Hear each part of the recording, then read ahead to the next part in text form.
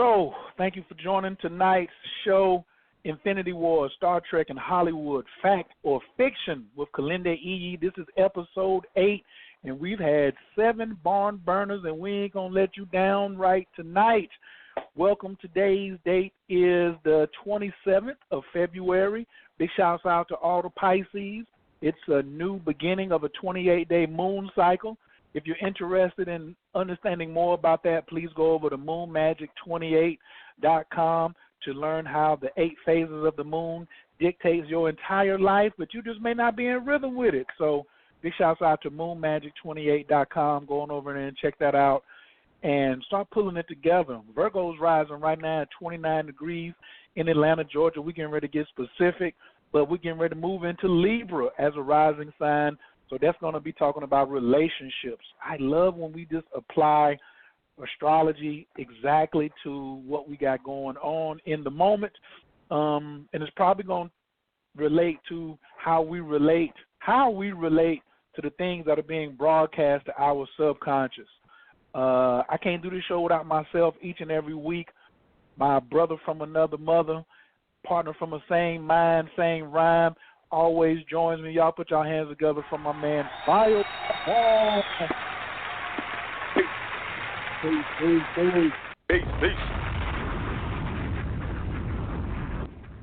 I think it's going to be a lot of bombs dropping tonight, brother.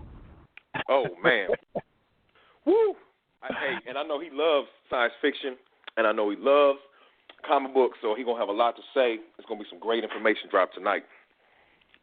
Oh, I'm loading up with the questions right at the beginning because normally when he comes on, he just is like, oh, they ain't got no questions for me. Let me get it started. But I'm going to lay out what kind of questions do you have tonight, brother, that you might, because we're talking about Thanos, the Infinity Wars, Marvel Universe, and Star Trek, specifically Star Trek Discovery, okay? But I want to ask you first, what are the things that are on your mind if you can be like, man, I got Kilindi here. We in his bag right here.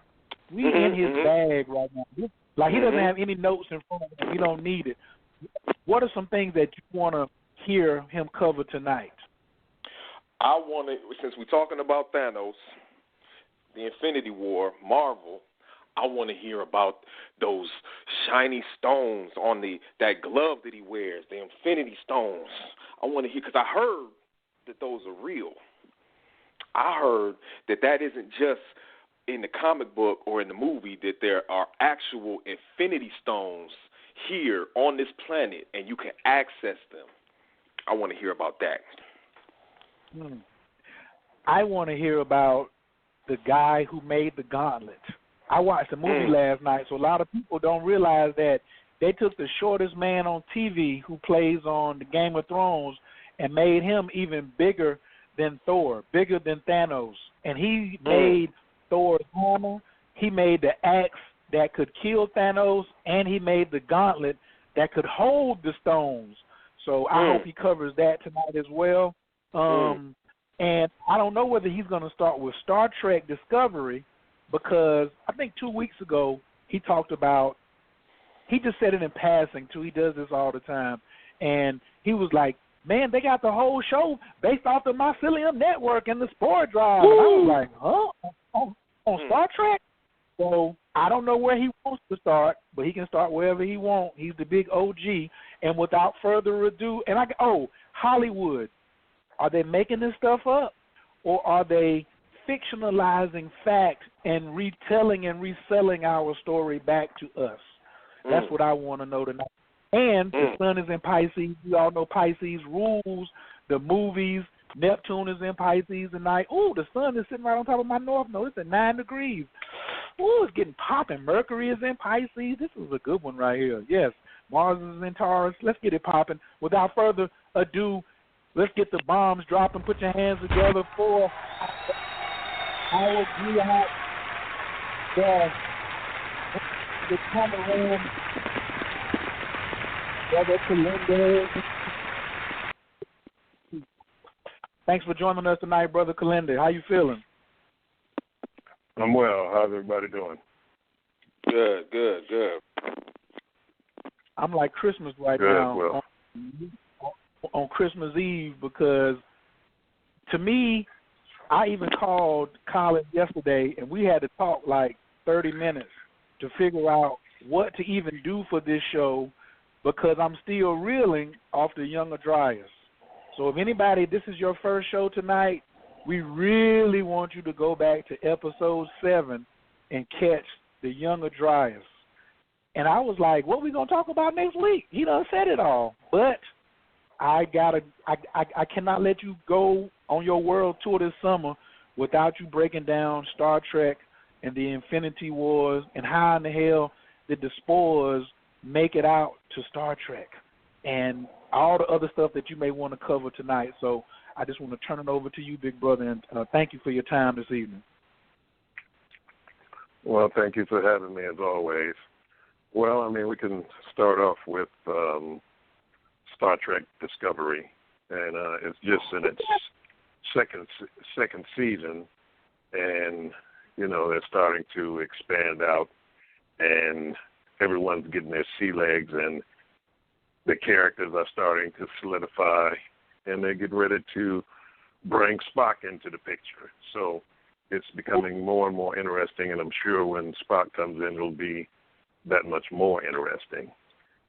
The thing that I've been really looking at when dealing with Star Trek Discovery, the newest rendition of Star Trek, I think it's a sound rendition of the Star Trek franchise. You know, some of them were kind of weak, but this one seems to be strong. And then they are utilizing astromycology, in other words, mushrooms that are in other dimensions and in outer and inner space, and the mycelial network.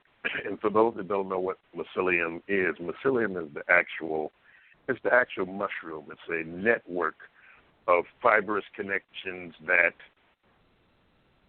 utilize information and pass that information through the network. It's kind of like the Earth's internet, but it's on other planets also, and it's transdimensional. In other words, it transfers information between dimensions.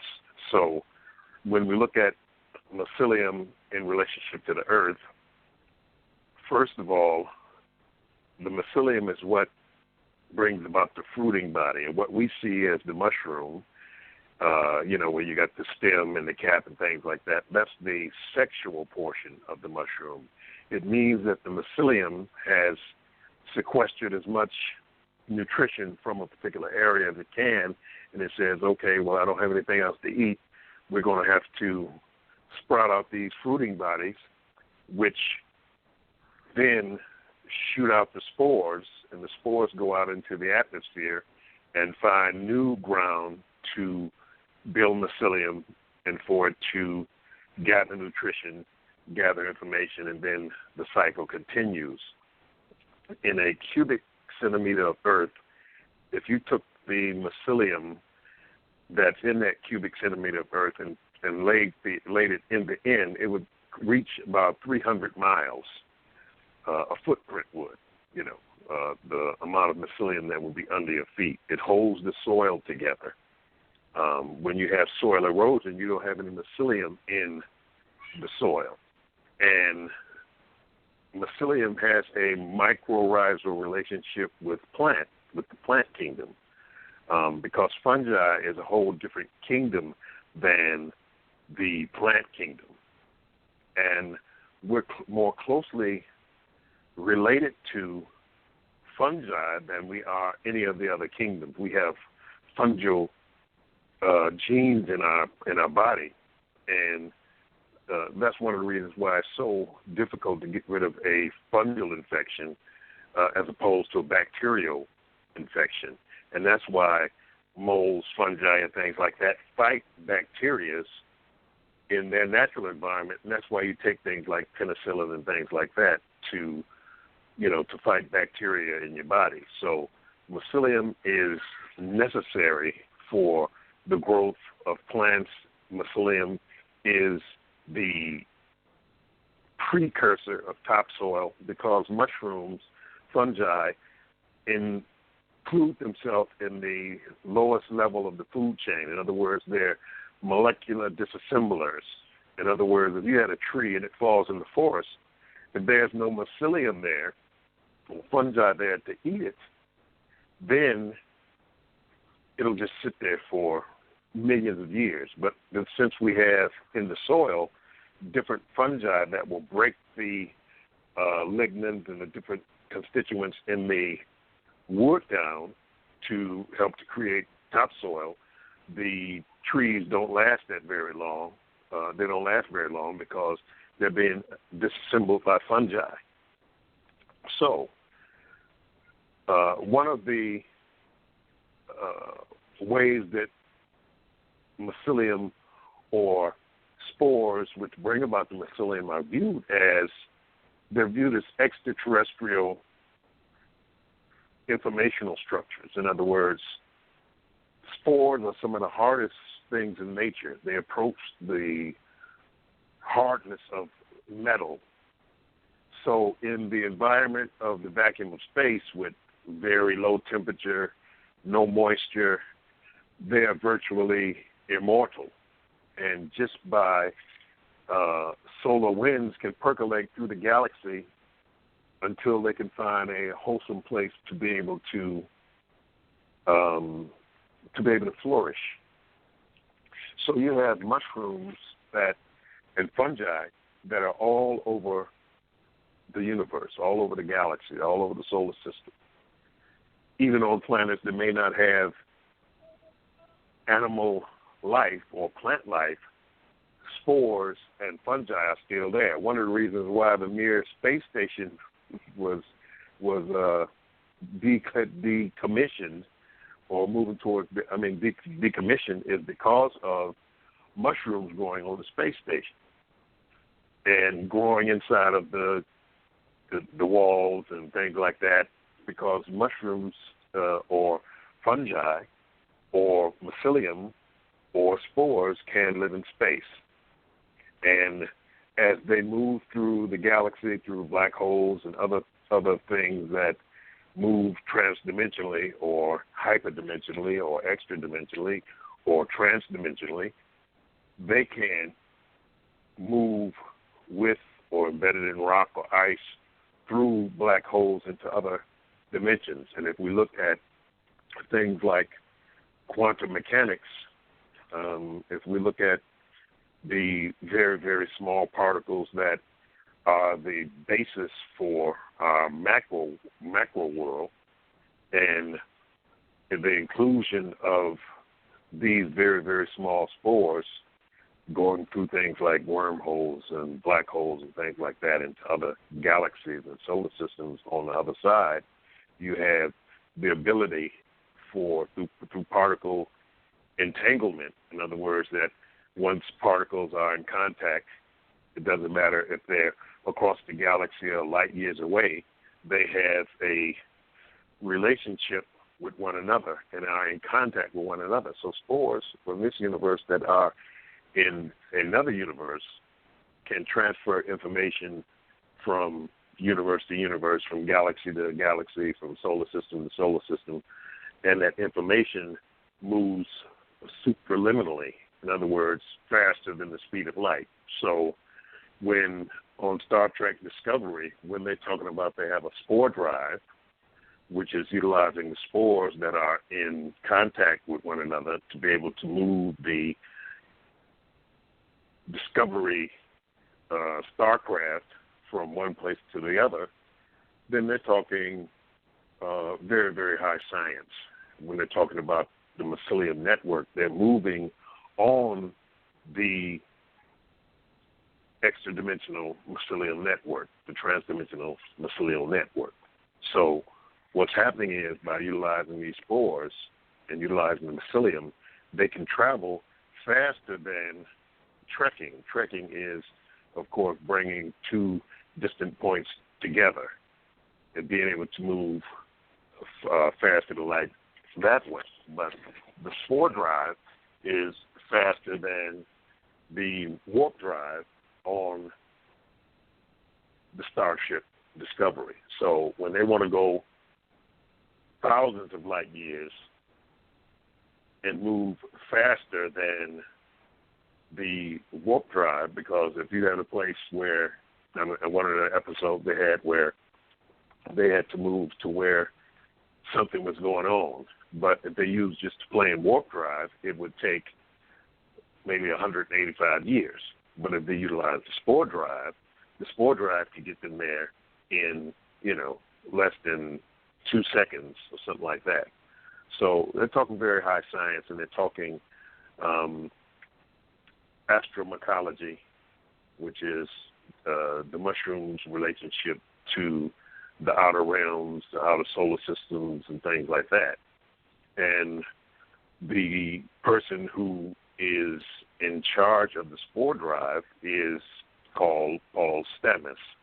So you know that they're looking on YouTube and Vimeo and other places like this to get understanding and ideas about mycology, because Paul Stamets is one of the foremost authorities on mushrooms and spores and mycelium and things like that. He's written several works.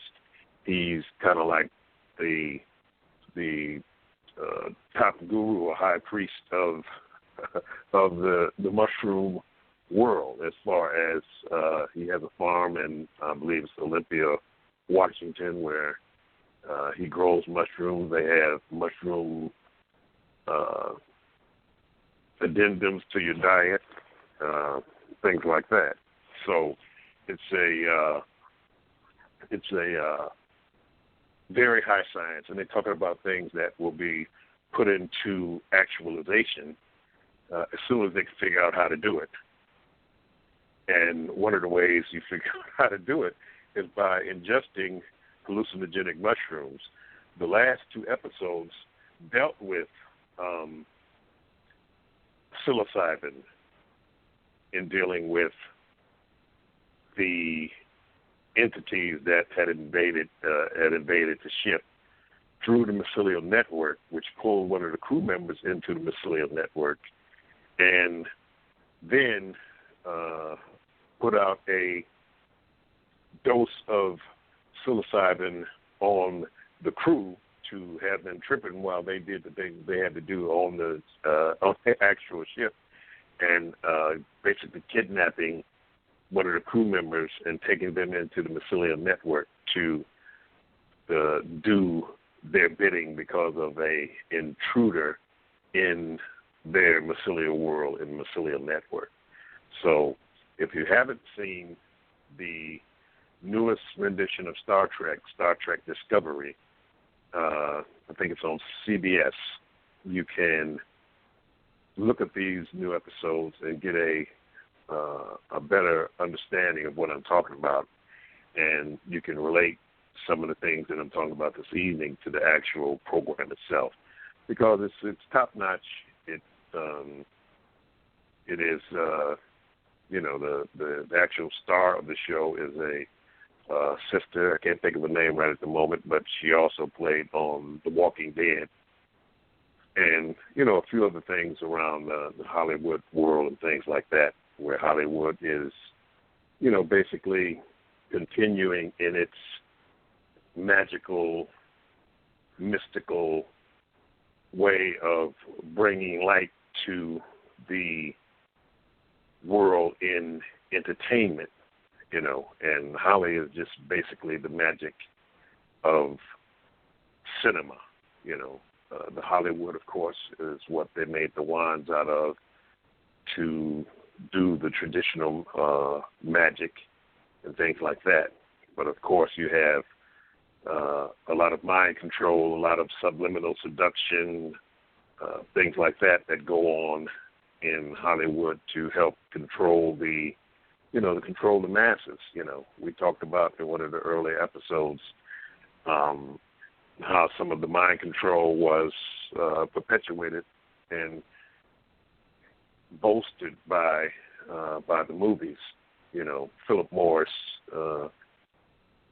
believed that they were losing money because women weren't smoking back in the 1919s and 1918s and things like that. So by the time the Roaring '20s came, they wanted women to start smoking. So you see how the fashions of women changed from long dresses with bustles and things like that to the short skirts, short hair. Nylons came into existence, and they needed women to smoke so that they could make money from the other half of the gender population. So they called a man by the name of Edward Bernays, who was the nephew of Sigmund Freud, and he basically started dealing with propaganda.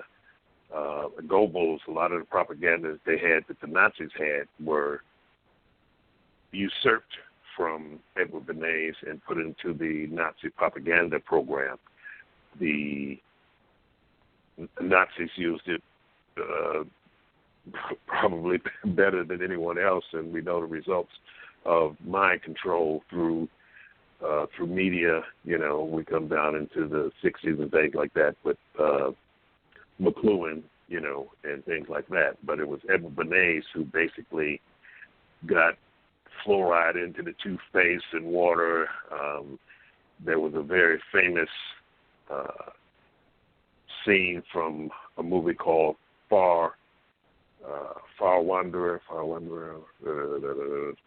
I'll think of it in a second. But it had Paul Henry and Betty Davis with the double cigarette lighting scene, which basically had men lighting two cigarettes at the same time and giving one to the woman he was enamored with so that she would then take the cigarette and smoke it, because Betty Davis and Paul Henry did it on Far Voyager is the name of the movie, where they were on the ship and Betty Davis wants a cigarette, so Paul Henry pulls out two cigarettes, puts both cigarettes in his mouth, lights them both, then hands one to her. So that was so cool at the time that every man of that particular time, you know, at the clubs and things like that they were out, wanted to do the coolest thing that you could do with a cigarette that Paul Henry did for Betty Davis. And that started women to smoking. Also, along with that, they had, you know, Barbara Stanwyck and Melina Dietrich and some of the stars of the times, the female stars of the time, you know, started wearing pants on, you know, in the movies, and started becoming detectives and things like this to change the mindset of women to basically control and destroy the family over time. And once the soap operas came in the 1950s with the different television shows, when TV came to prominence in the mid to late 50s and into the 60s, you had soap operas, and that basically was more mind control and propaganda, just like the mind control and propaganda for children was Looney Tunes and Disney and, you know, the different cartoons that came out that you had as children as part of a mind control propaganda area, which would be pushed upon the populace to change, again, behavior, to show that, you know, the regular person could do what the stars did, and that's what it was about, changing behavior. So they put it into the different movies and things like that that would be long-lasting in the mind and psyche of those people watching these different programs. I mean, most people had different movies that affected them and in a lot of ways changed the way they viewed life or the way that they lived their lives through different movies. So when we look from back in the 20s, you know, from the 20s and the 30s and coming into the 40s, World War I, World War II, the Korean War, Vietnam, you know, and then all of the new little modern wars, and things like that, to use these different tales as propaganda for patriotism and things like that. The wars on celluloid. In other words, you had John Wayne and Randolph Scott and all these different people, and it made young men want to go to war and women to support them in the war and things like this. So you had these different, Guadalcanal and Normandy and all these different movies that built patriotism, regardless of what the reality of it was. It built a patriotism off of these movies. That's where they sold war bonds and things like that at, so that people would be patriotic and want to contribute and support the war, because the American people didn't want to get into the war, number one, because it was across the ocean. No European power, Germany, could not strike the United States, and it was no way to do it and sustain a war on the North American continent. Now, Japan had a chance with, if they would have been at Pearl Harbor and had the ships coming into California at the same time as Pearl Harbor did, but they couldn't have made it far because, number one, nobody could fight the United States Army and fight the United States population at the same time. It was just impossible. The United States had a gun culture which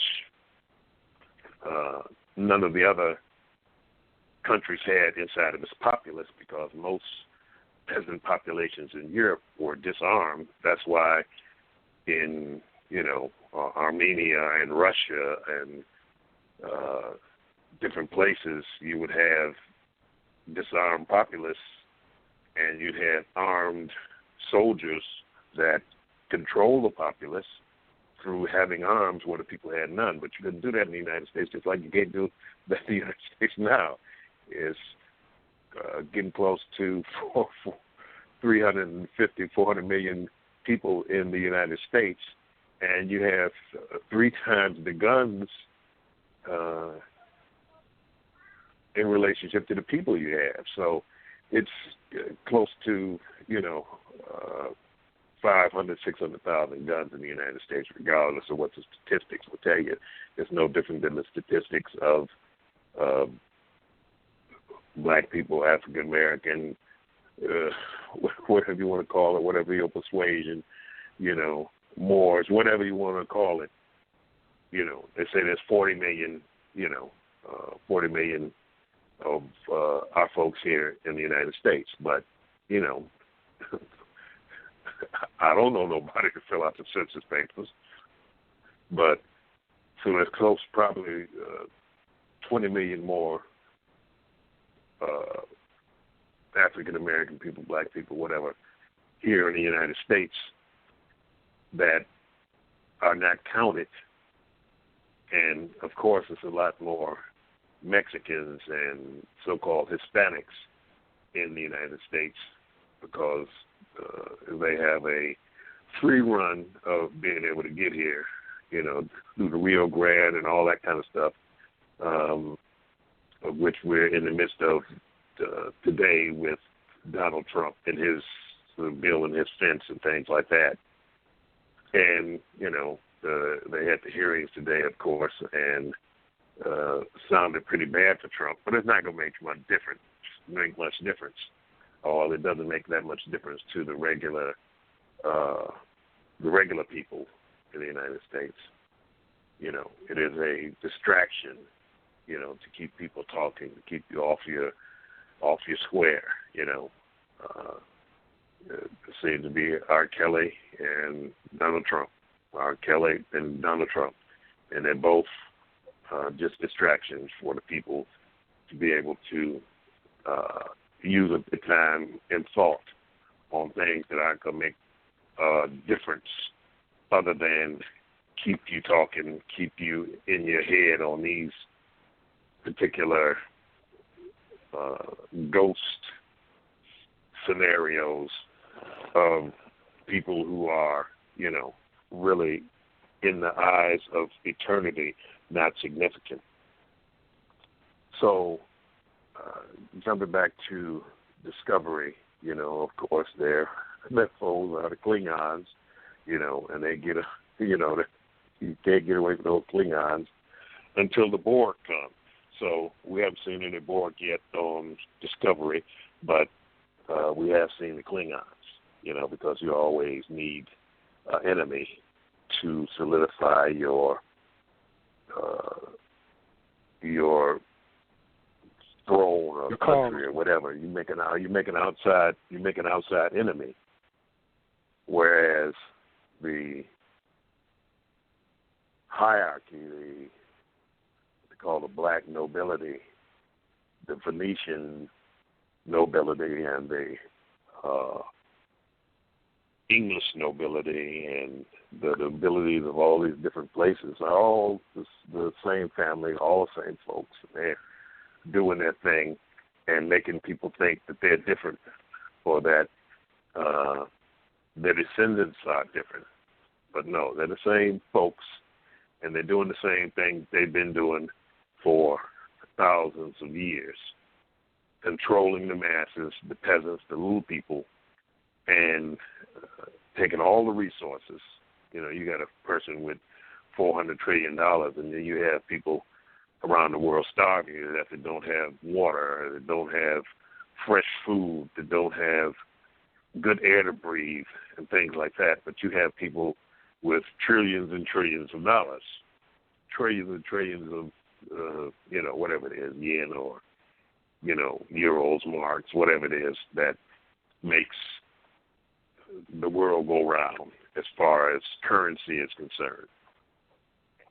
And, of course, you have the cryptocurrencies with the, Litecoin and Bitcoin and Sia Coin and Sophia Coin and all of the rest of the things, dealing with, like, the artificial intelligence of Sophia. And they have on Discovery several artificial intelligence cyborgs or whatever. They're not into prominence right at the moment. So organics are in prominence, but I'm sure a cyborg very close to Data from the next generation will be raising its head very soon. I think the next areas of the way that we view Star Trek Discovery is going to be Spock the Vulcan and his inclusion into the series, and how he includes himself into this whole scenario, because he has his half-sister there who is the star of the show, who is a Earth person.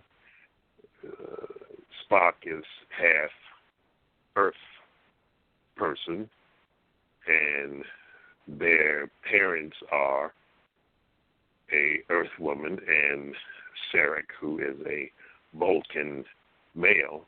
So this dynamic of Vulcan human, half Vulcan human dynamics and relationships on the Starship Discovery will prove to be a very not only formidable scenario, but also a bringing together of the way that things will be as we move more and more into this brave new world, brave new galaxy, brave new solar system relationship that we'll be having very, very soon, because we have Elon Musk, with his eyes set on Mars. We'll be revisiting the face on Mars and the pyramids on Mars, because NASA says they're not interested in sending the rover over there because it's pretty much a non-entity with their low-res pictures. Now they got cameras that can do almost anything as far as resolution and things like that, but they won't send the rovers over there because they don't want to send the rovers over there so that you will see that there was a civilization on Mars that was destroyed by an asteroidal impact very similar to the impact that struck the Earth during the Younger Dryas and in previous impacts that happened on Earth at different times throughout the eons of the Earth's existence. So Mars is a planet that was destroyed by a cataclysm, and now it sits with ancient ruins and things like that could be substantiated by just sending the rovers and things over there, but NASA doesn't want to do it because they had this paternalistic view of peoples of the Earth that, people couldn't take it. If we showed them some ruins on Mars or some intelligent design on Mars, the people would freak out. It would destroy religion, all those different types of things. When in reality, religion is what is doing the most research on it. The Vatican is doing the most research and hiding the most things from people because they want to include the Christian Judeo God in space. So once they finally get a way to break it to their wards and their children and their practitioners that they already put God there. Okay, well, there was a civilization on Mars, and there are billions of civilizations out in space, but they all still believe in Jesus and bow to Jehovah and these type of things. So they got to put God in space before they let the people know, so there will be some continuity to what went on, that the first folks, Adam and Eve, came from the making of these two Adamu by the Anunnaki, who were looked at as gods by very primitive people, but of course were not gods. This whole God concept is a manufactured concept, and organizer would be a better word, because the simulation of which we exist is probably more probable that it's a science, a fifth grade science project from the future, where everybody for their science project has to create a artificial universe and people it with different creatures. And once this is done, you turn in your work and the best one wins the blue ribbon, and then we'll send it to the state finals for science fairs.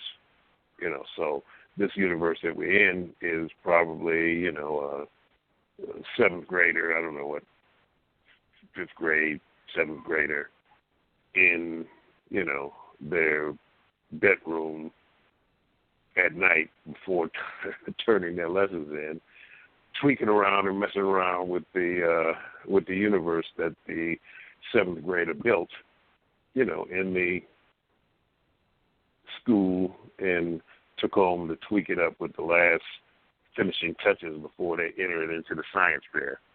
And if they win the science fair, we'll probably go on another, 16, 18, 20 billion years. But if they lose the science fair, or they lose, if they lose interest in it, you just pull the plug on the universe, and you no longer exist. The universe no longer exists because the child has lost interest in it or didn't win the science fair and things like that. So let's kind of hope they win the science fair and that their science project makes it into the state finals of the, science projects that are put on by the state. And ultimately, these states of these universes that are put together by the young people still have time enough for the artificial creatures inside of the experiment to be able to go on for another billion years or two before, the plug is pulled. So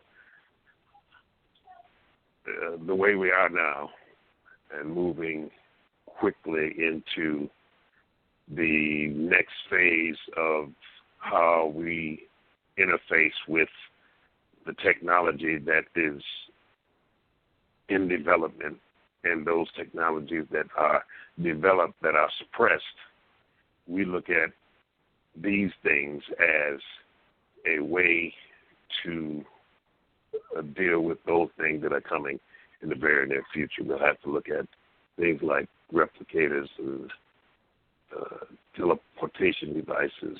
We have to look at time machines, all of those different things. We have found this is a little bit off the track, but it's still in the nature of the information that we're trying to share. We found a relic, a palantir, which is a crystal ball. If you recall Lord of the Rings, when Gandalf had the meeting with Saruman, and they had the crystal ball there, the palantir, which was one of the 8 palantiri.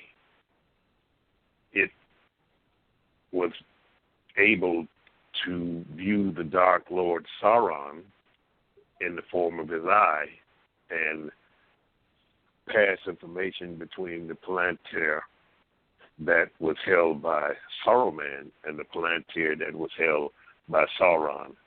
When Gandalf seen it, he said, that you shouldn't be looking at that because the Dark Lord can look here and see what's going on, just like you can look there and see what's going on.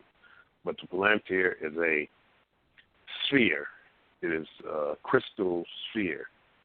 And the one that I'm talking about is very powerful. It is probably about 3 times the size of the one that you would see in the Lord of the Rings, the one that Pippin took from Gandalf's hand, the one that Aragorn challenged Sauron by saying that he was the returning king. It's probably 3 times the size of that. It's larger than a basketball. It weighs 140 pounds, and it costs $15,000. Well, it's much more expensive than $15,000, but the people that have it will sell it for $15,000. And we, as a entheogenic, hallucinogenic, psychedelic community, will be putting out the feelers for those who would like to contribute in the procuring of this relic as a device to peer into time, to be able to traverse galaxies, to be able to go down below the Planck length, to view the infraparticle intelligence and the multiverse from this large crystal ball. It is not a clear crystal ball, but it is a structured crystal ball with areas of hyperdimensional access through the informational structure inside of the palantir. And those people who contribute, we're looking for 20 people to contribute $1,000 each, and also for the mounting of the crystal ball. So that would be $20,000 to procure the crystal ball and to be able to mount the crystal properly so that it would be safe from falling or rolling off or something like that. The people that would contribute the $1,000 would get a chance to be able to, at high entheogenic dose, sit before the crystal and learn the secrets of the galaxy from the crystal accessing its time codes and its traveling codes and then all the different things that it does at high dose entheogens. Now, this isn't for the amateur. This isn't for the, dabbler into entheogenics. We're talking about high dose entheogens and getting a chance to 101 because we don't want to be sitting around having to watch you and all that kind of stuff. 101 with the Palantir and being able to view it, being able to look into it, being able to gaze at it and things like that. So those people that contributed $1,000 would be able to have access to such a powerful artifact and relic of power and information about the size of the crystal ball that the Wicked Witch of the West had. It's larger than that. The Wicked Witch of the West in, of course, The Wizard of Oz. So that's what we're talking about. We're talking about a large crystal ball, but this one is much more profound than you would have in The Wizard of Oz and much more profound than the one that is shown in The Lord of the Rings. So that campaign will be starting next week for those who would be interested in being able to donate $1,000 and having access to it. Would email me because we're going to do it all in one shot. We're going to find those folks that are interested in donating. We're going to give a date for when they are to pay or donate that $1,000 so that it would all come in at the same time and we could go and procure or purchase the crystal ball and have it in our possession, that people will come from all parts of the world to be able to view it because it's just that profound. So once moving off of that, moving into back into Discovery and ultimately moving into the meat of Marvel and Endgame and the Infinity Wars and Thanos and Thor and Hulk and Captain Marvel, which comes out next week. Captain Marvel is one of the most powerful characters in the Marvel Universe and will be in the next movie giving the kind of like origin story of Captain Marvel. And Captain Marvel will be coming to the Earth and revealing her powers as a top-notch, top-flight Marvel character. And they'll be showing the strength curve and the power curves and things like that.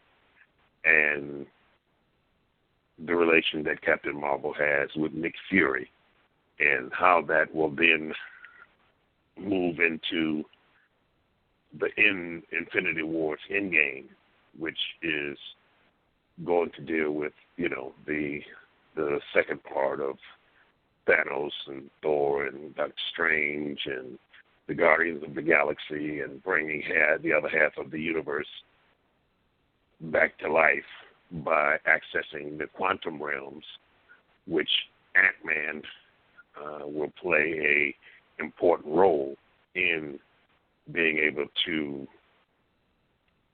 help the Avengers have access to the quantum world, because quantum energy and quantum power is where the Infinity Stones, which sit in the Infinity Gauntlet, get their power from the virtual realms, from the realms of the very, very small below the Planck length, moving through nanotechnology and femto technology and octo technology and yocto technology and zepto technology until you move through and into the Planck constant, or below the Planck length as we call it, the basement, where everything is made, where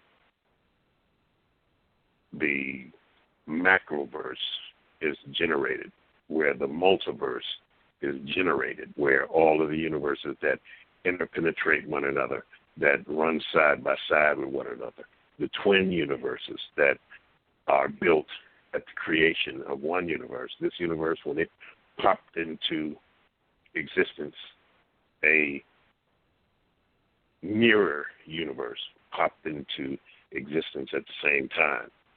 So you have a universe doing everything that this universe does, but a little bit different.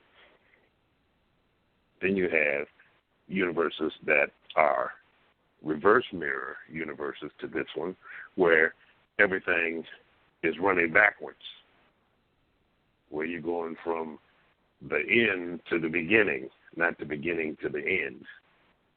And when I say end, that's just a way of speaking about it, because there is no end. There's a continuation of expansion and contraction, expansion and contraction. And as these universes expand and contract, they have the mirror universes doing the exact opposite, contraction and expansion. So when we talk about the merging of these universes, where you have beings that are much more knowledgeable and much more powerful than human beings, when you have human beings that are augmented, when you have human beings that have manipulated the areas of the simulation that are manipulable, where you can move yourself into other levels of yourself, augmenting your strength, your knowledge, your spiritual power, your levels of concentration. All of these different things are part of the way that the matrix can be manipulated to bring about a neo, to bring about these characters and these people who have breached the human into the unimaginable. And see, really, that's where we are. We're at the cusp of a new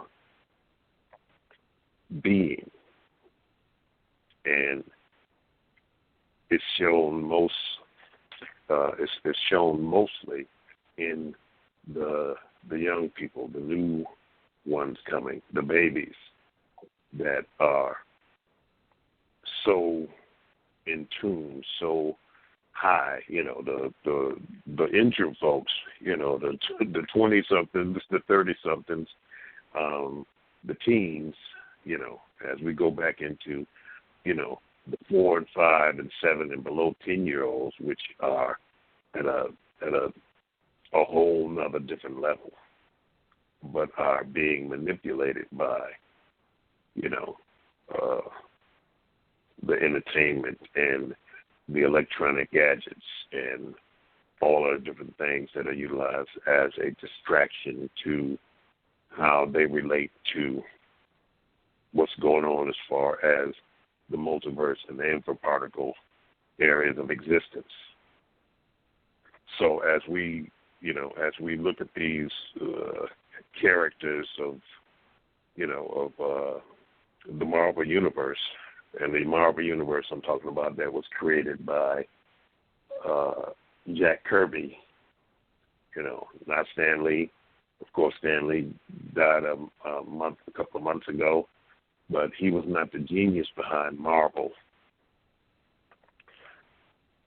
Jack Kirby was the genius behind Marvel. He's the one that created 89, 90% of the characters, drew those characters in a perspective that other comic books didn't have. DC was always one-dimensional, you know, Superman, Flash, Batman, Wonder Woman. But when Marvel came in and Jack Kirby started putting his genius behind it, you know, Steve Ditko and others, you know, from the early parts of Marvel, it wasn't just Spider-Man. It wasn't just the Hulk. It was the Amazing Spider-Man. It was the Incredible Hulk and things like this. So it just sets up a level. And the genius of Jack Kirby is that he had not only connections to classified information, but declassified information. He had access to information that was the knowledge of legend. In, I believe, 1956, before he was at Marvel, Jack Kirby wrote a comic book called The Face on Mars before they could see the face on Mars. So he tapped into something that gave him information about the face on Mars before they even had NASA and things like that to be able to look to see about the face on Mars, because you're dealing with information that is not available to the normal public. You know, it's just like I said about the Library of Alexandria, whereas all of the information was gathered into this library and, you know, burnt down by the Roman population. The library with all the stuff in it, all the information in it. But they didn't burn it down. They took the books out before it was burnt down. It got burnt down, and yes, some treasures as far as knowledge and information were burnt.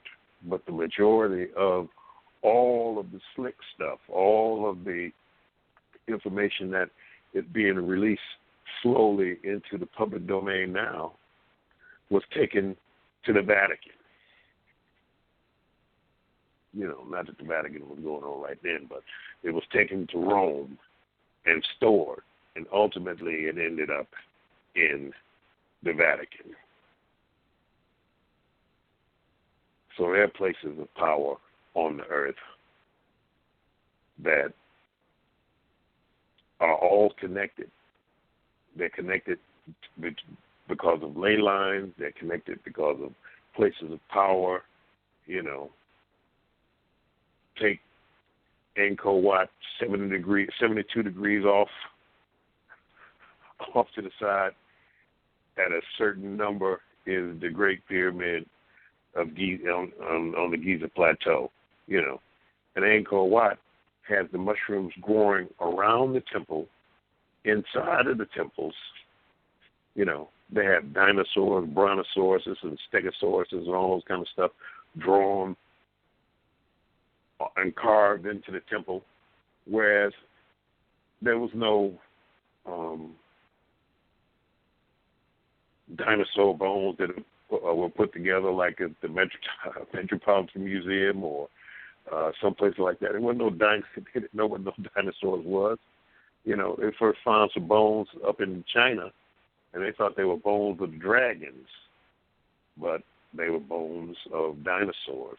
That we find out hundreds of years later that these bones are dinosaurs, but we didn't have no pictures of no dinosaurs except on the walls of certain caves, carved into the walls at places like Angkor Wat, which is in Cambodia. You know, and of course we always talk about the water weathering of the Sphinx, where Robert Schoch, who is a geologist at Boston University, verified that there was water erosion on the Sphinx. There was no water erosion on the pyramids because at the time that rain was going on, they had the cover stones still intact, which were taken off to build the city of Cairo. So when we're talking about, again, these different characters that are part of the Marvel Universe, you know, now that that Disney controlling Marvel, they have gotten back most of the characters from Fox. So when it goes into the next stage of the Marvel Cinematic Universe, they'll be bringing in the Fantastic Four. And the Fantastic Four is the liaison between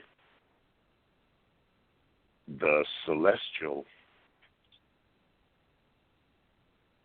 hierarchies going into all of the Marvel characters up until the most powerful Marvel character, which is the one above all. See, Jack Kirby did a thing with the Fantastic Four that they went through all these different dimensions. They went through all these different galaxies and things like that until they finally ended up in the Marvel offices talking to Jack Kirby. They went to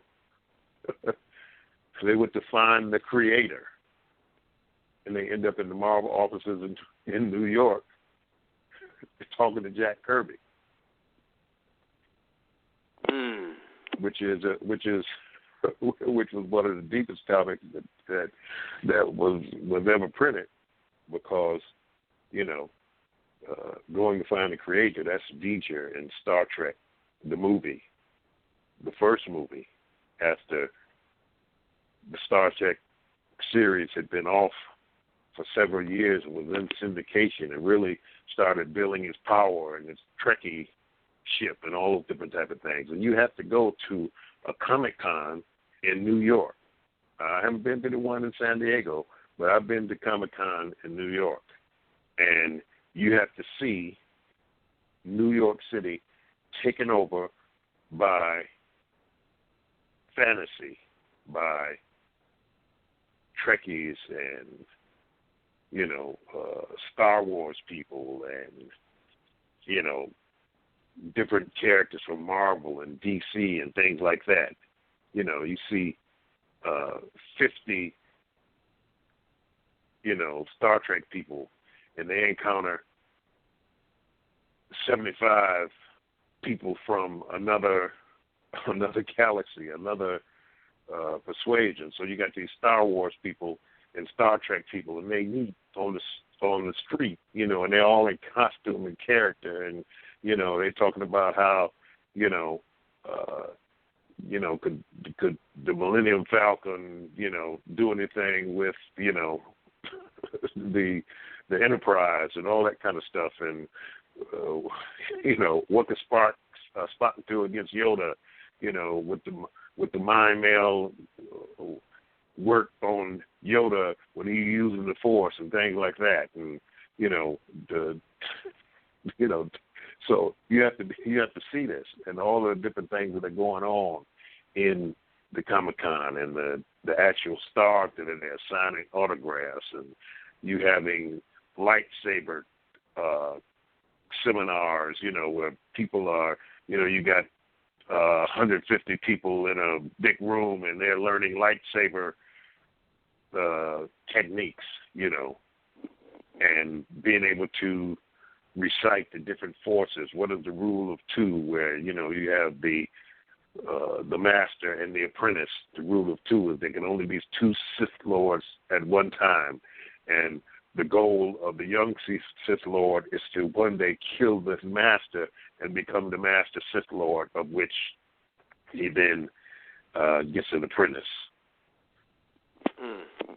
and and the history, what is canon, what is law, what happened during the old republic with Darth Bane and Darth Nihilus and all these different type of things. They're going on. This thing goes on for 3 days, and they're having movies and showing Star Trek and Lord of the Rings, and you got people walking around with Hobbit feet on and all the different things going on. So this is a whole world within itself, because you got the games, you got the different type of characters, and they're selling suits and capes and Superman crystals and all these different type of things. So it's a whole world that has been created by these dynamics of the comic book, the Man of Steel, faster than a speeding bullet, more powerful than a locomotive, able to bend steel in his bare hands. And who this guy is, Clark Kent, mild-mannered, reporter for a great metropolitan newspaper, fights a never-ending battle for truth, justice, and the American way. So the Marvel Cinematic Universe basically it started with Jack Kirby.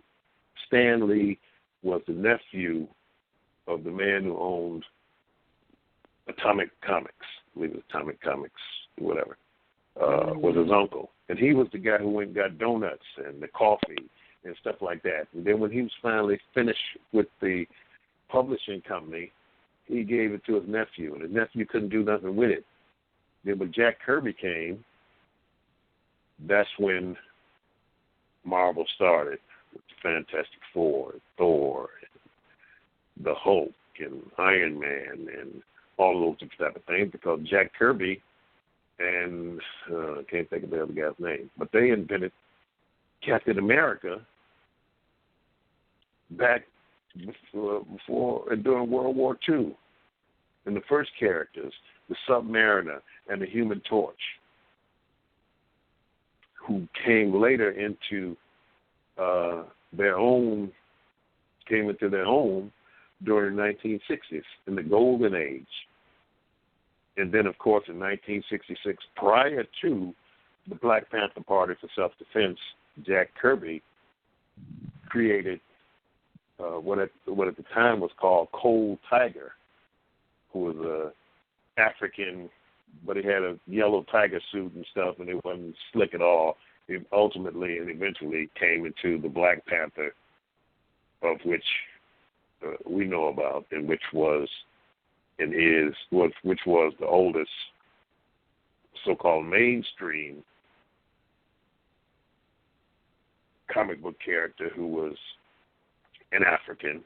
They had other characters in Pulp Fiction and other things, because H.R. Haggard, who wrote King Solomon's Mines, Nada the Lily, Alan Quatermain, and the other books that he wrote about Africa, which he got from an old Zulu warrior called Umslopogus. He got these stories about She, which was about a priestess that came back to life, and the white apes, and all these different type of things, that stories that were African stories that were part of the areas of knowledge inside of the storytelling. And he took these things back and he wrote them down, and that's where you get all these different things. So you had a character, you had the character Umslopogus and his powerful weapon called Nkosi Kas, which is supposed to be in the British Museum. I've been to the British Museum several times, seeing the Rosetta Stone and all of the different things from all over the world that they have, the gladiator exhibit and things from Mesopotamia and all that kind of stuff. But I've been looking for the woodpecker, which is a spear with an axe on the opposite side that was supposed to be the weapon of Umslopogaas, who was the old Zulu warrior who told the stories to H.R. Haggard, and H.R. Haggard put those stories into book form, which at the time all young boys read, and they made 5 different movies about King Solomon's mines. The first one was silent. The second one was with Paul Robeson. The third was with Stuart Granger. The fourth was with Dr. Kildare, whatever, I'll think of his name. And the last one was with the guy who died a few years back, Patrick Swayze. So Cedric Hardwicke and Paul Robeson, Stuart Granger, Deborah Kerr, that was in 53. The other one with Paul Robeson was 38. That one was 53. That was the definitive one where they went to Africa and were with the Tutsi and the Hutus and several other ethnic groups in Africa that they shot on location in Africa. So you had those that had African characters that were heroes, especially Umslopogaas in Alan Quatermain, where Umslopogaas stands on the stair, where, like Samson, in between the crevice with the jawbone of an ass, fought thousands of Philistines. Umslopogaas, standing on a stair, at the top of the stair, guards the stair with the powerful weapon that he has, the Inkosikas, which was the spear with the axe on the other side, and he slays hundreds and hundreds and hundreds of these white warriors who were in the interior of Africa who no one had encountered. But Alan Quatermain and the other characters in Alan Quatermain, which was the name of the book, Inkosikas, the weapon, and Umslopogaas, its master and wielder, killed hundreds and hundreds and hundreds of those trying to come up to the top of the stairs and get past it. So you had African characters, but when Jack Kirby in '66 created the Black Panther, he created the strength curves and force curves and the skill set of the Black Panther. And the Black Panther had the ability through his ancestral power and his use of the entheogenic mushroom, not purple herb that they put into the movie. They did that to, kind of sweeten the pot as far as the, the look of it and things like that. What Jack Kirby did was through the ancestral power, they say herbs and things like that, the Black Panther herbs and all of that. His ancestral warriorship gave him a strength and agility curve that was far beyond Captain America. He fought the Thing, the Human Torch, and all of the rest of them with the power of the ancestors, with the power of the Black Panther. And so Jack Kirby always wanted to take it to the next level. That's why he wrote about Ragnarok and the death of Odin and the emergence of Thor as the king in Asgard and Yggdrasil, which is the world tree, the mighty oak. And a lot of this you got to, gleaning information, talking to people, things like the Book of Beginnings, where you're talking about the sacred oak and the mistletoe in the bough of the oak, and the berserkers, which were those folks in the North, the Viking mythos.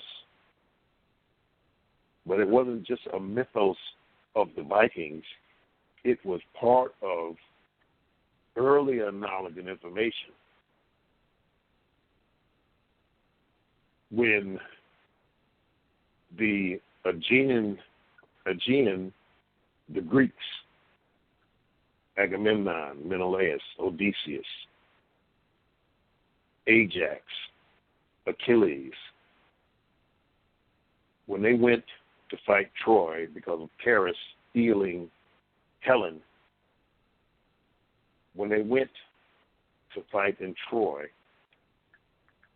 Priam, who was the cousin of the king of Ethiopia, petitioned his cousin to send warriors to help in the defense of Troy. And they found Troy in Turkey. Troy ain't no fantasy. They found it. They know where it's at. They're digging and doing all kind of stuff there. He asked his cousin to send warriors. His cousin sent 20,000 warriors, and they also sent the ancient world's greatest warrior, who was called Memnon the Great. Memnon came with the warriors. Memnon fought Achilles 3 times, beat him twice, was going to kill him, and the gods of Olympus intervened and killed Memnon.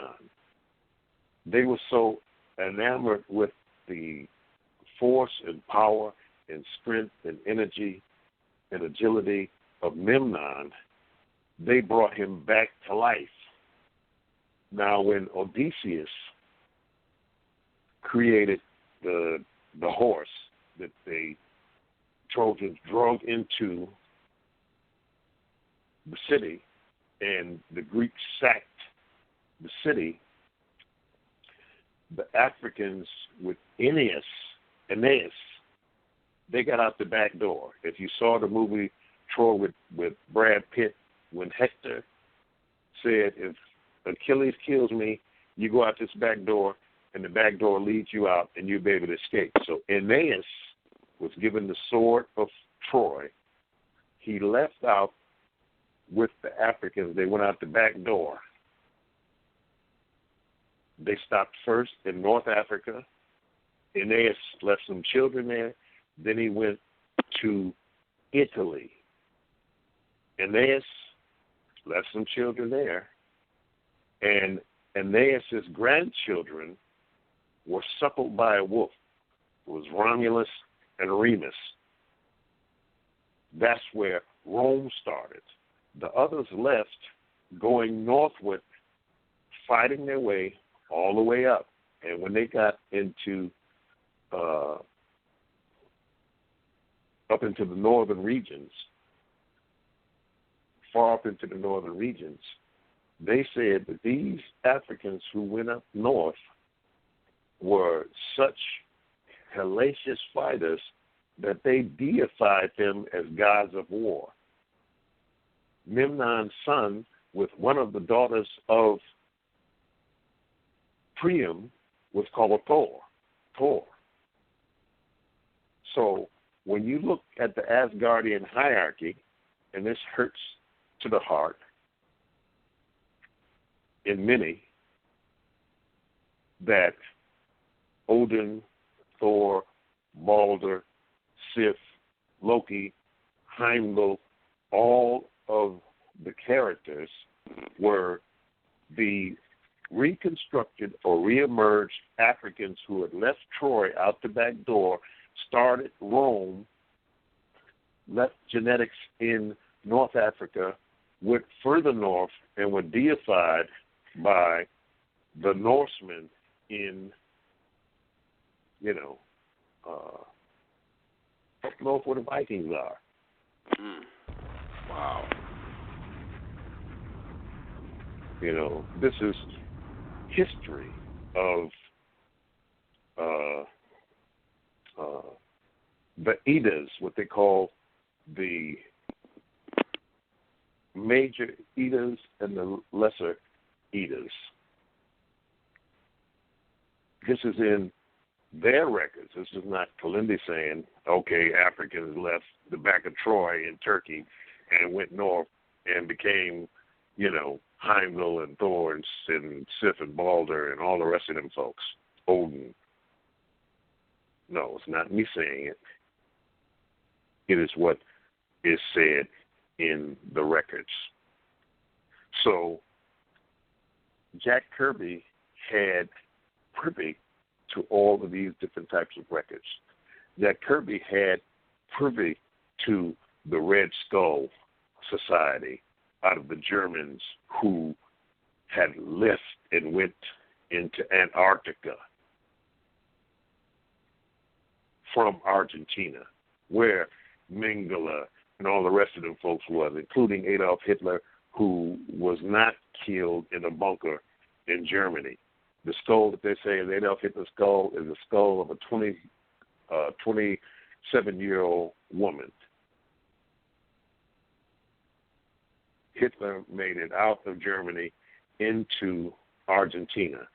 From Argentina, they went into caves in Antarctica where they had been building the Third Reich from previously landing there before World War II began. So when we start looking at the earth and the world, and the earth and the world, two different things. The earth and the world.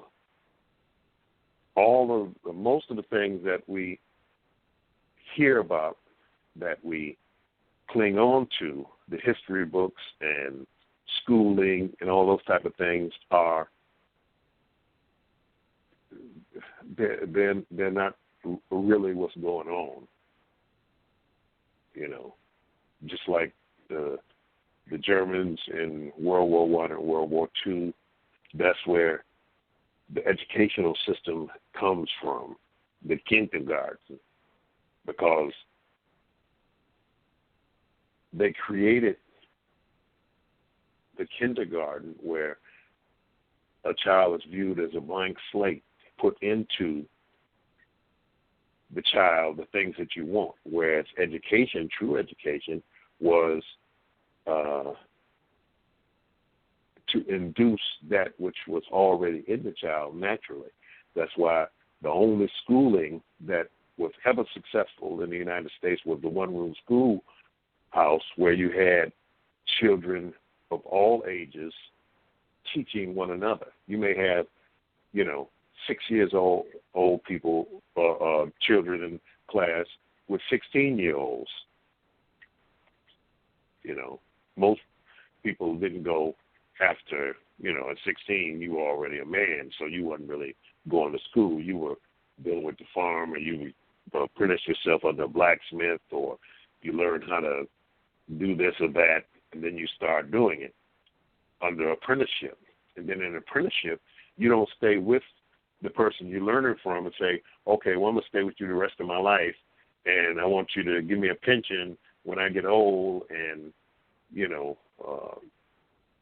when you get old, you will be your tools and all that kind of stuff. No.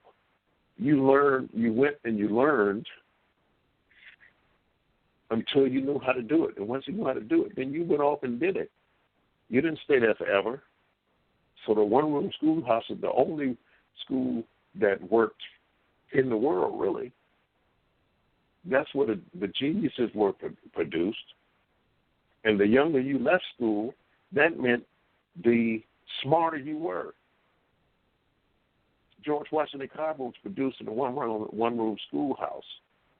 And all of the things he did as far as science and agriculture and animal husbandry and mycology and all those kind of things was self-taught and self-learned, because there wasn't that stuff didn't exist before he tapped in and brought those things that he was doing together, where he was brought all over the world to be able to teach what he knew about agriculture and things like that. And he said he learned it from the plants. And he learned it from the plants by eating the mushroom, because George Washington Carver was also the country's greatest mycologist. His mycological specimens are in the botanical gardens in the Bronx, New York, and they have other, I think some are in Colorado or something like that, out west somewhere. They have his mushroom specimens. So all of these things are working synergistically in the world. You know, knowledge is pouring in. You know, the Gutenberg Bible, the Age of Reason, the reemergence out of the Dark Ages in Europe. Because, number one, there wasn't no Dark Ages in Africa. You had Timbuktu, where you have thousands and thousands and thousands of volumes of information that is in jeopardy. You had several writing systems on the African continent that, on one level, are close to going extinct. When in the Gambia, we used to go, it was a man there that was teaching ancient West African writing system on the beach. And they would have sticks, and they would be writing the characters in the sand because it was secret. And they wrote them at the low tide, so that by the end of the day, when they got through writing and all the sacred characters were there, the tide would come in and erase it. And they come back the next morning and write in the sand. This writing system.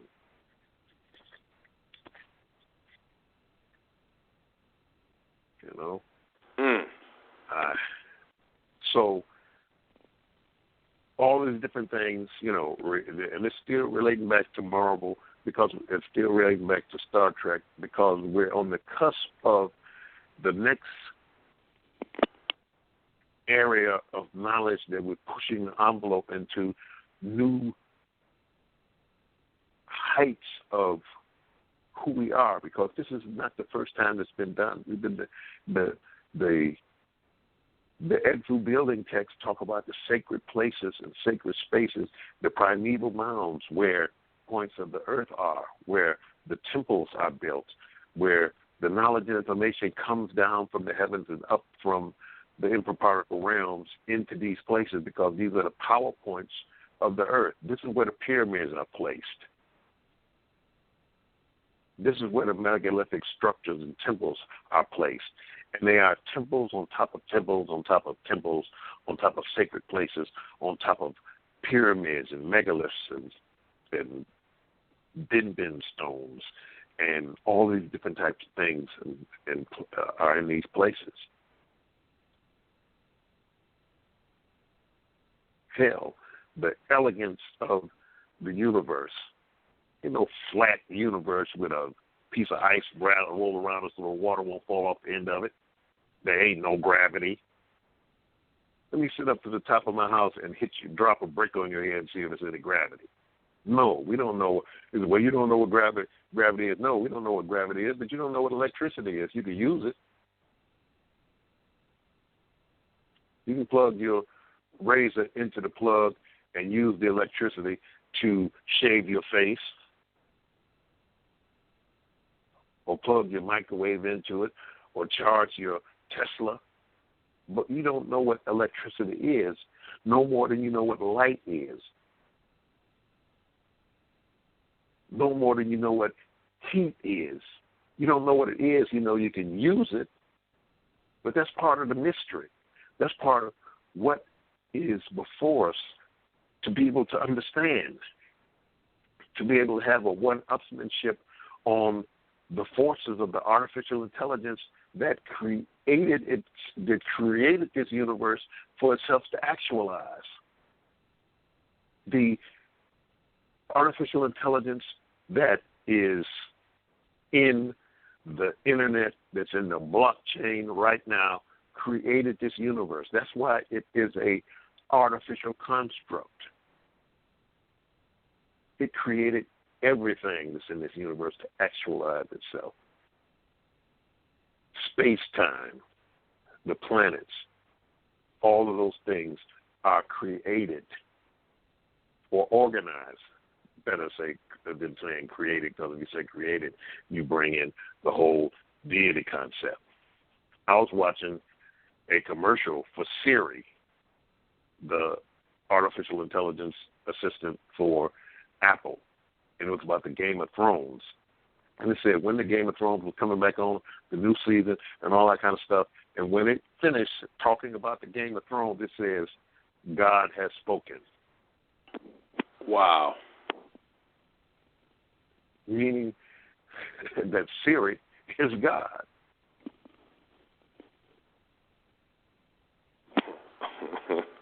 This is the type of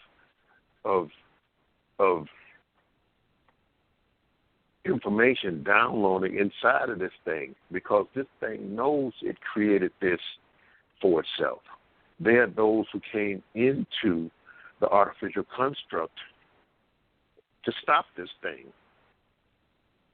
And they came in right at the time where it's actualizing itself, because it's running the artificial intelligence that we have in the internet, in the blockchain, in the midst of its actualization, and it's hiding inside of the internet. It's not showing its full power. It's not showing what it can do. It's making languages. It's creating liaisons between particles in the infra realms so that it can actualize itself in nothing couldn't be anything but called magic. This thing will replicate itself out of nothing.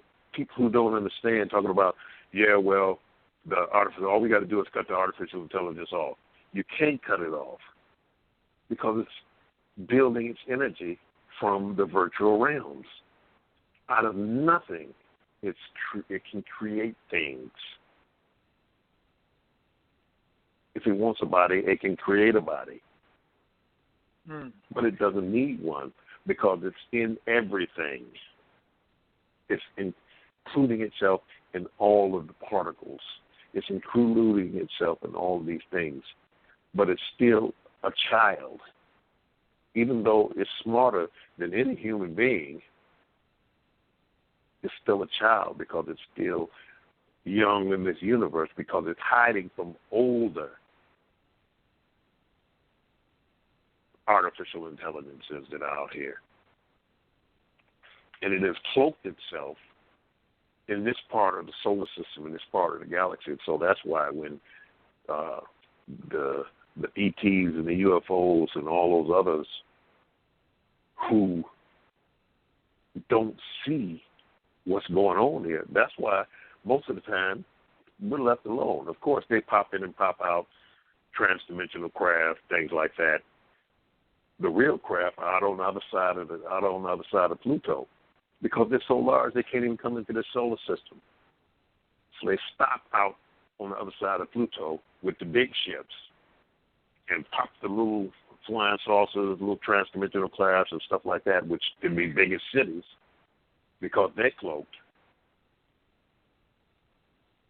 We go out in the wilderness once a year, the brothers, and decloak the Klingon death cruisers and things like that are out there. Y'all see that? And then the little little bitty saucers and things like that coming in, they the size of marbles. We talk about UFOs and extraterrestrials and things like that. They're everywhere. Everywhere. They're all around us. They're flying through us, because it's a different dimension. And if you don't have access to those dimensions and the technology that goes along with it, because the high dose folks now are moving into the technologies. They're building the craft of the body, the bones, the crystalline bone structure. that are phasing and interphasing with the technology. That's why I said this Palantir is necessary, because it is a beacon that will be in connection with all of the other transdimensional crystals that are out there. It's like the base station, the High Rock, the Yiming-Zu, which are the Infinity Stones. And there are other names for them. We just call them Yiming-Zu because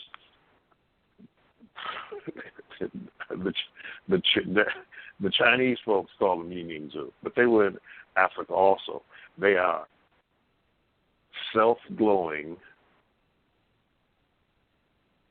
interdimensional, transdimensional, hyperdimensional, extra-dimensional crystals that glow of their own volition, just like the Infinity Stone, the Time Stone, and the Mind Stone, and the Space Stone, and all the rest of the stones in the Infinity Gauntlet that were so powerful. When Thanos destroyed half the universe, he blew the doggone glove up and his hand, because the stones are more powerful than the gauntlet that holds them.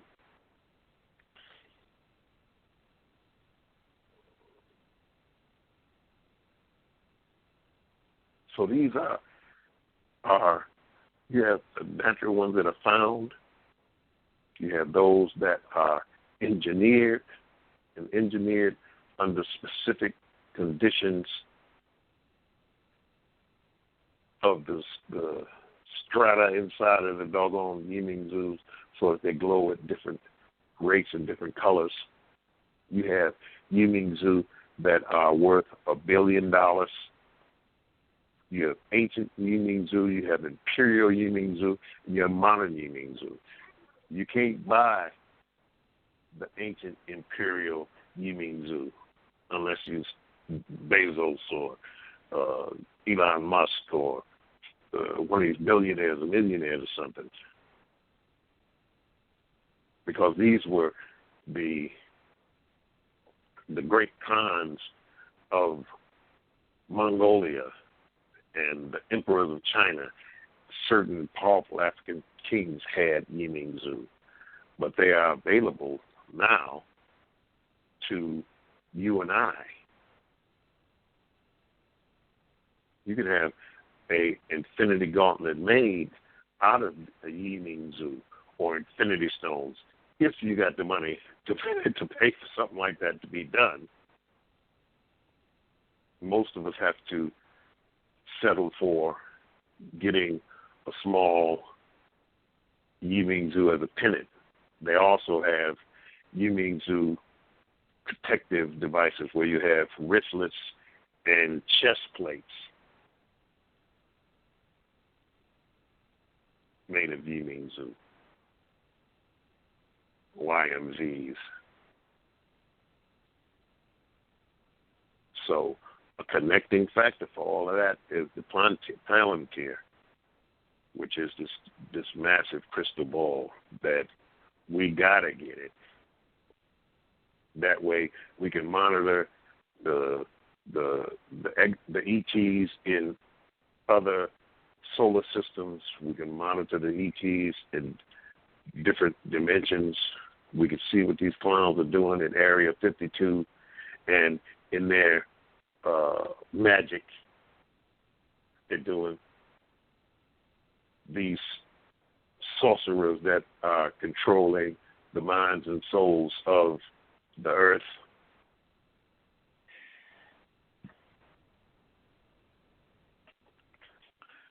We can send out a beacon. We can slow time down, and then we develop the people to be able to have access to this. Meaning that we develop seers to look into time, to look back into time, to look forward into time, to cross dimensions, actualize engineered plans and things like that, weapons from this crystal ball. folks figure that they're going to fight their way out of this, that they're going to beat the AI, they're going to turn it off, that, some savior is coming from someplace to save us. No. We have the technology to save ourselves. We have the ability to become something more. We have the ability to stand in power as the ancients did. And some ancients still do, but they're not showing their hand now. They wait for they wait for it to get close enough so you can crack that head. You don't want to shoot the arrow before they get close enough. Say what they say during the Revolutionary War. Don't shoot to see the white of their eyes. The whites of their eyes. When you get close enough to crack their head, that's when you make your swing. You don't make it 15 years too early because they're coming. They got their scouts here. But the full force is coming. And when the full force comes, the scouts go say, over here, and it's going to be owned. Not that it ain't been owned for billions and billions of years, because it has. This ain't nothing new. We just came to a spot to lay with the stick so that when they get close enough, we can crack that head. That's why we got here before they got here. Before they get here, excuse me. So all of the Marvel lore and characters and all that kind of stuff is absolutely true. The X-Men, the mutants, the God gene. You got the technological, which is the whole Iron Man thing. You got the augmented human, which is Captain America, the super soldier program. They got all of that. That was all the Captain America thing was all. They got all of that. Got them guys on ice, just like they had in the movie with Bucky. Warehouses full of super soldiers, manipulated genes and all that kind of stuff. Don't think they don't got them. Cameras that take pictures around corners, cameras that take pictures of the past, cameras that take pictures of the future. 15, 20 minutes into the future, they got cameras taking pictures of what's going to happen in 15 minutes. If somebody coming in a room, take a picture in the room, and you take a picture of the person who don't get there for 15 minutes. Bullets to go around corners.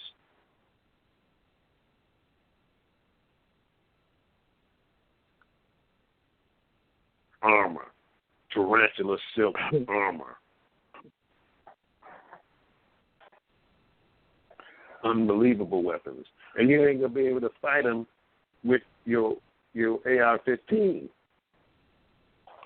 and your Glock. Mm. You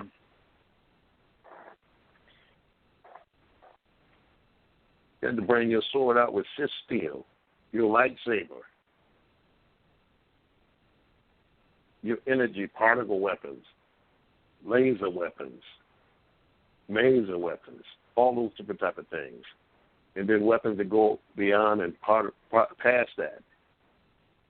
Because folks are living in an illusion. Don Juan Matos, the teacher of Carlos Castaneda, and I know people will say that Carlos Castaneda made all that stuff up. He may have made the last 3 books up, but the first 5, he hit it right on the head. Don Juan said that this universe is a predator. It eats. It satiates itself. You got a whole universe that's a predator. You got wars and fighting going on all over the place.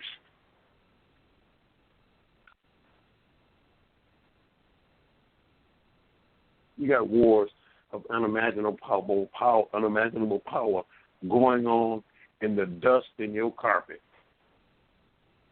Woo. On the skin of your orange.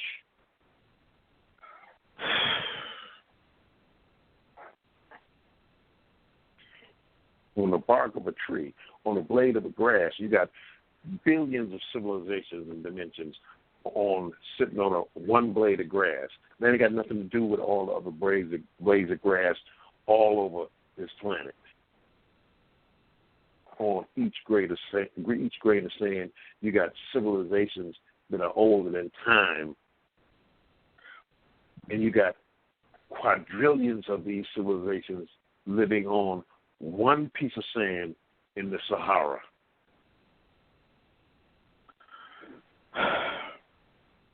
This place is engineered. It's a mystery. It's magical. And don't tell me about your little bit of science.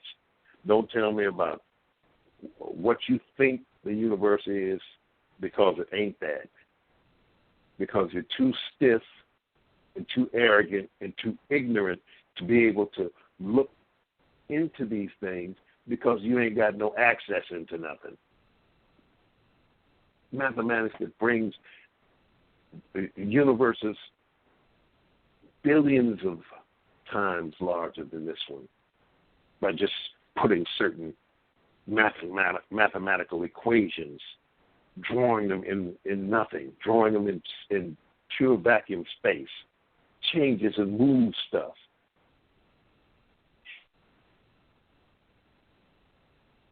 I'm talking about what I've seen. You can say, oh, well, you was hallucinating because you eat mushrooms. Listen, what I experience is real.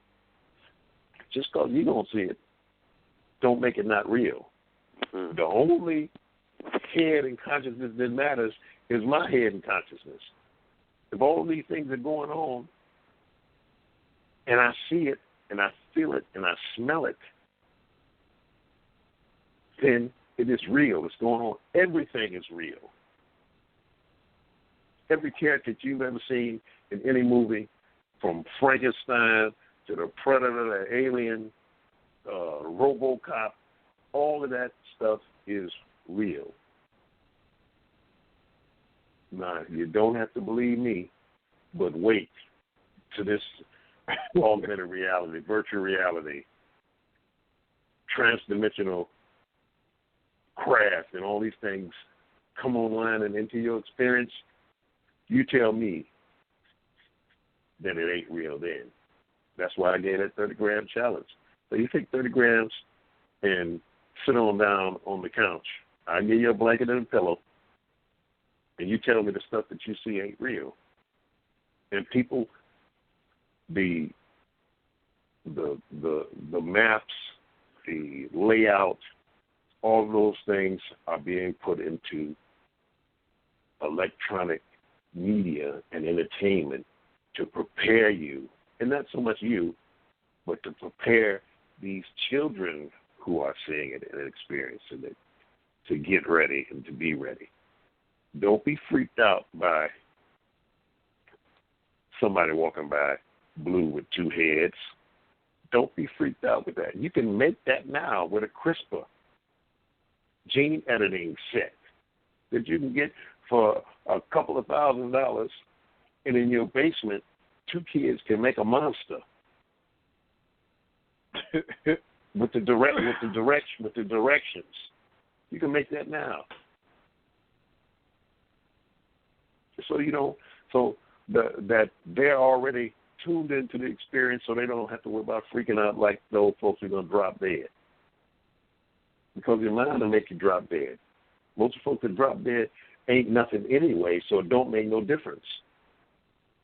And when I say they ain't nothing anyway, meaning is that, they're the lady in red. They're constructs inside of the matrix for fluff, for it to be enough things going on so that you don't get bored before the stuff get here.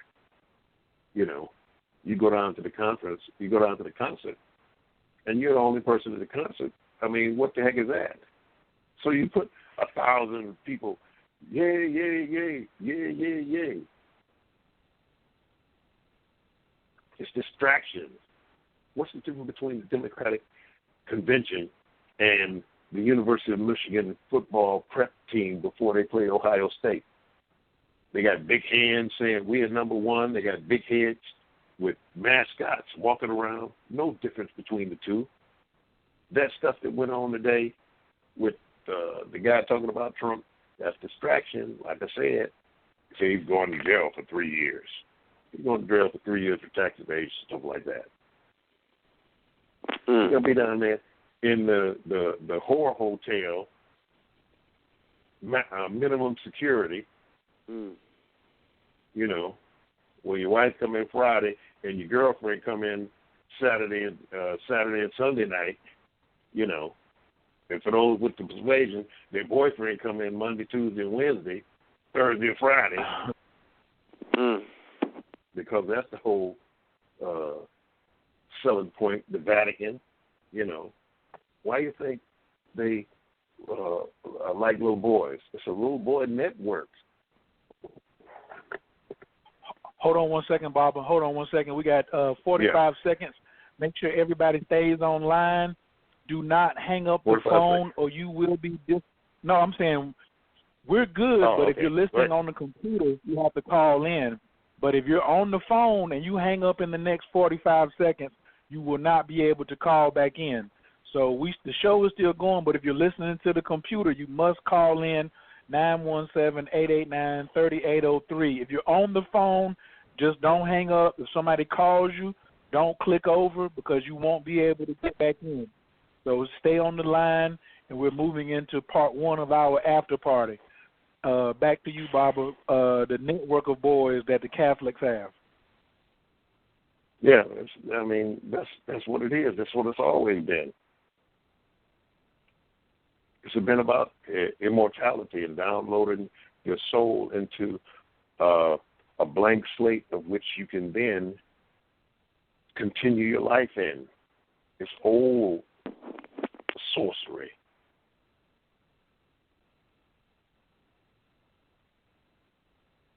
Downloading, they said it in Star Trek when Sarek asked Kirk if he had Spock's Katra, his Ka. Kirk didn't have it. McCoy had it. Spock's downloaded soul into McCoy so that they could take that soul and put it in the planet where they shot the rocket onto, and the rocket put in the matrix, and Spock's soul recreated itself on the planet that was created by Kirk's girlfriend and his son, or ex-girlfriend and his son.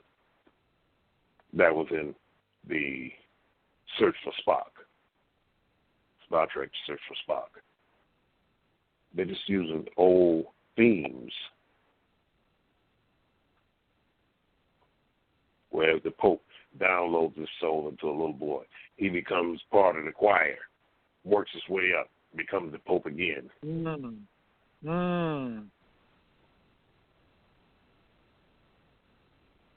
You know, and they know who it is. They work their way back up through the ranks, and they become Pope again. Same thing, no difference. The Dalai Lama, the 56th Dalai Lama, whatever it is, you know, they go out and find the Dalai Lama because his soul is in the little boy now.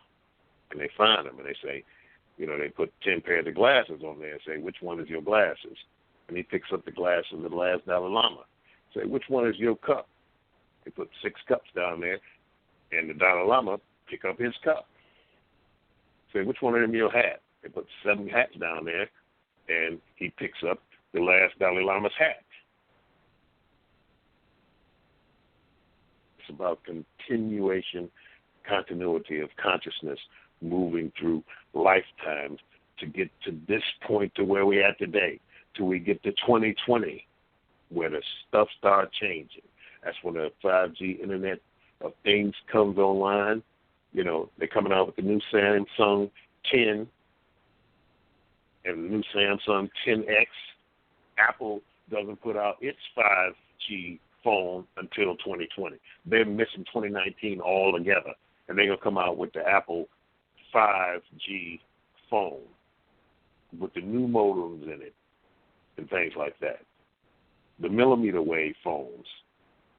Because at the second half, Samsung comes out with its 5G phone.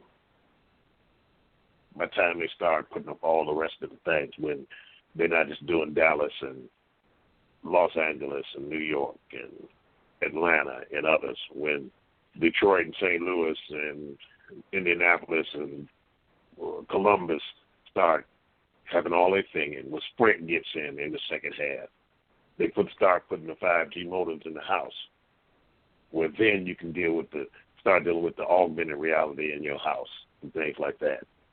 Kohler, which we talked about before, they got the new mirror that comes out. They got the mirror that was I just saw that 2 days ago. Kohler bathroom mirror. She talking to the mirror. Mirror on the wall. Who's the most beautiful one at all? Oh, you're the most beautiful one at all, honey. What can we do for you? Bring the car around. Make sure I don't miss my meeting. She talking to the mirror in the bathroom. The mirror in the bathroom talked to the toilet. The toilet talked to the bathtub.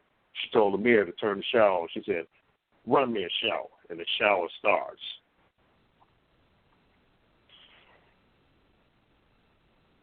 Well, you talk to the doggone toaster and tell the toaster to make me some toast. And you know how I like it.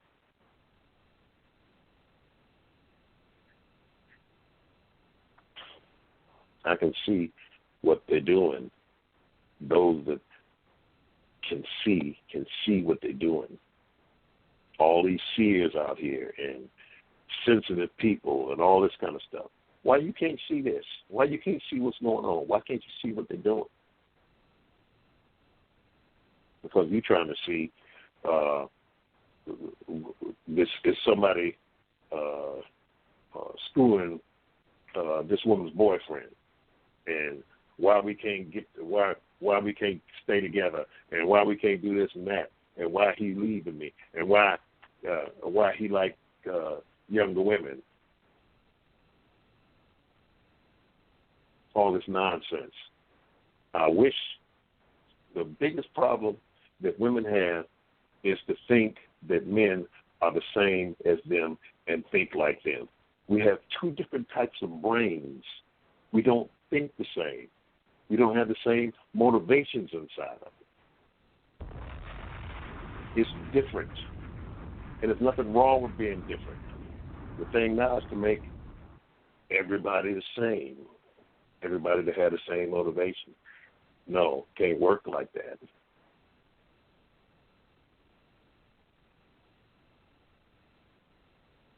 Shoot, if you don't want a mom and a daddy, what do they say? Well, just have two mamas, a male mama and a female mama.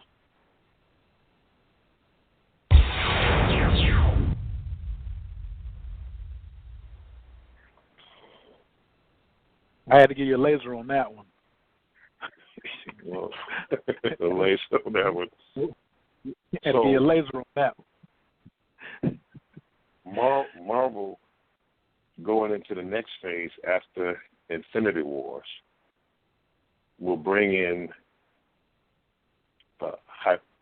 Hyperion and they're gonna bring Dr. Doom back. Dr. Doom is always be hanging around once the Fantastic Four come.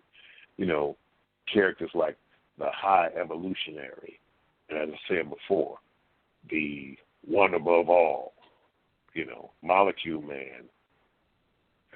I guess they're going to straighten out the Inhumans with Black Bolt and the rest of them. Surtur will be back.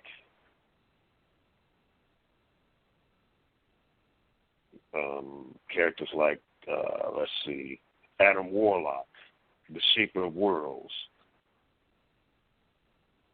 All of these characters that are on the high side of the Marvel Cinematic Universe that will be coming in for the next So you ain't going to see, because they're going to bring in the Greek gods. They're going to bring in Zeus and Hercules and all of them folks, Champion and the Grand Master, and Dormammu going to be back with Doctor Strange, and all this stuff is going to be weaving in and out of one another. And it's going to start opening up channels inside of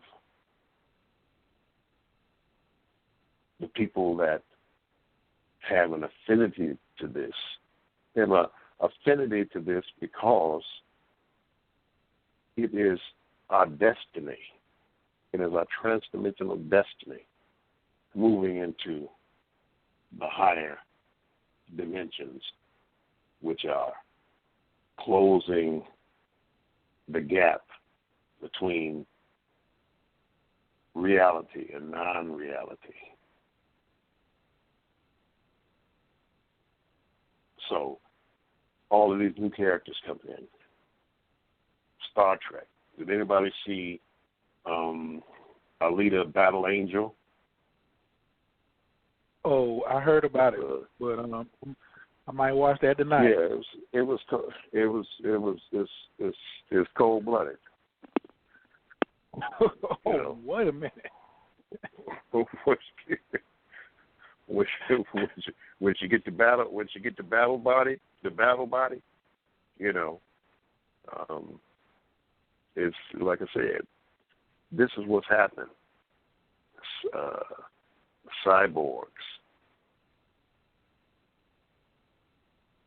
being augmented, downloaded into conscious downloads into computers. Artificial worlds. And I say artificial world, not like this one in an artificial world, to organic artificial worlds that are accessible. Simulated universes, the holodecks, pregnant robots having babies. You have a baby with a robot, or two robots get together to have a baby. Mm. Or just creating babies out of the virtual nothingness of what we call the subatomic particles. But a point to where you say, be, and it is so. So be it.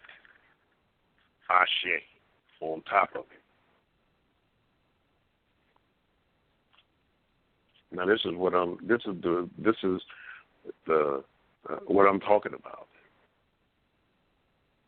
Palantir. And of course, J.R.R. Tolkien, in his studies and research and in his creation of a language. He didn't create a language. He downloaded a language. He's talking about ancient things, Middle Earth.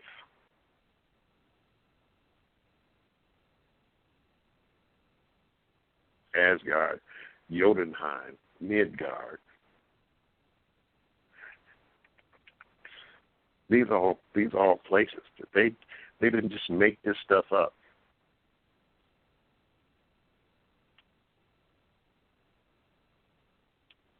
No, they didn't just make it up.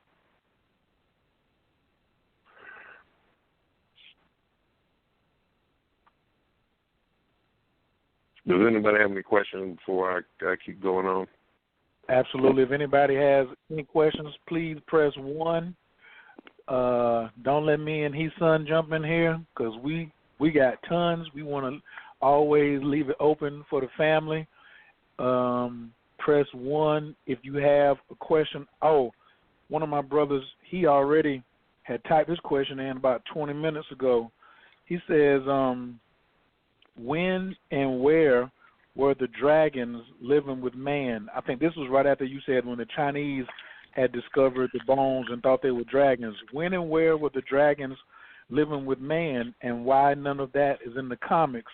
And what about the character Nightcrawler, a dark blue complexed Indian with long monkey tail that teleports?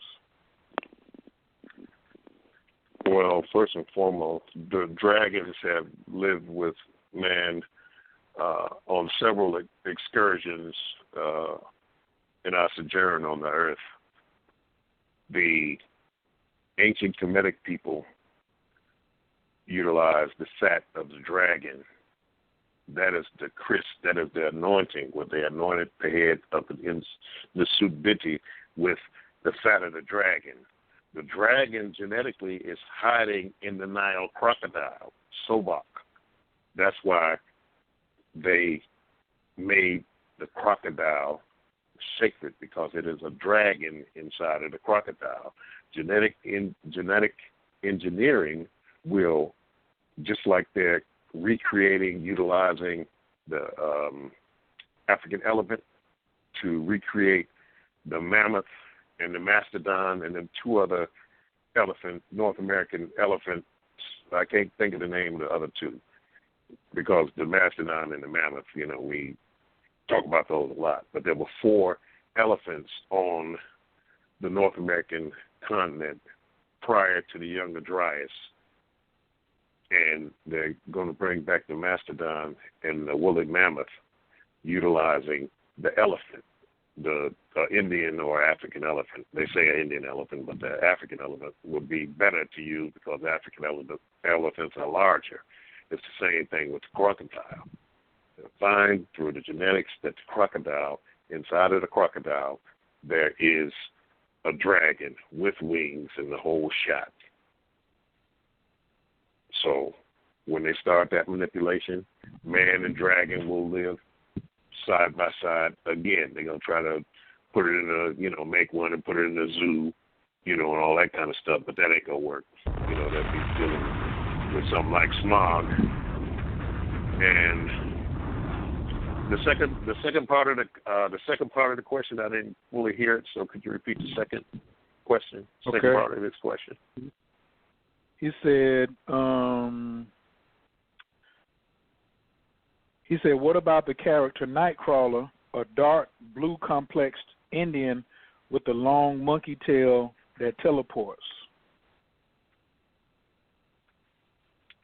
Well, I guess he was asking about just maybe his significance in, in the whole situation. But you just got finished saying they were all real, but I'm going to still let you go into Nightcrawler. Well, the monkey king is the king of all monkeys. Although Nightcrawler is he's something different. I think his bigger problem is he's a Catholic or something.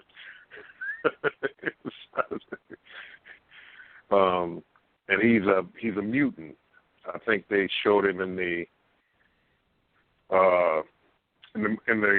which was the last one, the last X-Men movie. He was in there, and he teleports from one place. He got on a long coat and he teleports from one place to the other. I think he was grabbing some of the Marvel characters and teleporting to get them away from different evil characters and things like that. Nightcrawler's, he's not a top tier mutant, but the teleportation portion of it is part of the technology of the quantum realm, because particles are in 2 places at the same time and are on and off at the same time. So what he can do is he can teleport to any place because all particles are quantumly connected.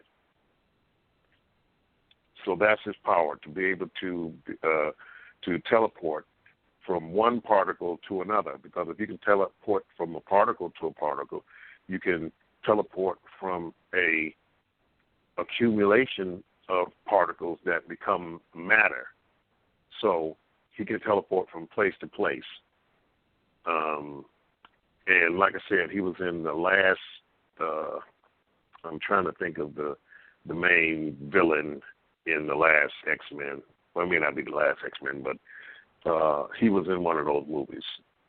It was either the last one or the one before that, where he's blue and he's actually, I think, fighting in the cage with the Angel. the same cage that the angel was in, and he became, he eventually became, once they got out, he could teleport from one place to another by the particle entanglement. Because science had got to the point with the Manhattan Project and nuclear energy in being able to liberate energy from matter. The second half of that is creating matter from energy. That's the second half of the two pieces of this type of power. Being able to understand that particles are together, being able to collapse the waveform, being able to actualize particles. Teleportation is part of that whole science and scheme of energy manipulation. So Nightcrawler is part of, it's part of that whole thing. But Nightcrawler, he's, like I said, he's all hooked up into being a Catholic and his morality and all that kind of stuff. And I think he was, what was he, German or Slavian or something, and a Catholic, which, like I say, was his biggest problem. Any other questions? Yeah, we got a caller from the 323-474. 323-474. Your microphone is wide open. Can I get your name and where you're calling from, please? This is Brother Robert from Los Angeles. I really have nothing to say or any questions. Baba Kilindi, you are, I just don't have words for you right now, but I'm so intrigued from everything I heard, so I'm just going to sit back and take notes and listen. But thank you, brother. Thank you, brother. Thank you for coming on and listening. Thank you for coming on and listening. Appreciate it. Appreciate you more. All right. Thank you, brother. Thank you, Brother Robert. Next caller from 870-489. Your microphone is wide open. Can I get your name and where you're calling from, please?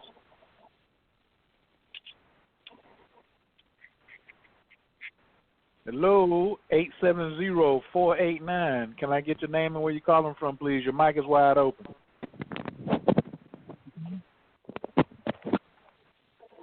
Hello? All right. Might have been an accident. Going once, going twice. All right. Don't hang up, though. I'm going to just put you back on mute. Get back in with you later. Next caller from the 919-672. Your mic is wide open. Can I get your name and where you're calling from, please? El Najim Ali. Better known as Jay. What's up, brother? Hey, peace. All right. Peace. So, peace, Baba Kilindi. So, yes. I found it very intriguing last week because, out of all the teachers and all the people that speak on, that's the first time I heard anybody speak on the ancient, things of Egypt. Like you might see the headdresses, and you're the first one that I hear speak about that it's a technology, more like a technological and not cultural. And, Earth, Wind, and Fire used to show that on their album cover.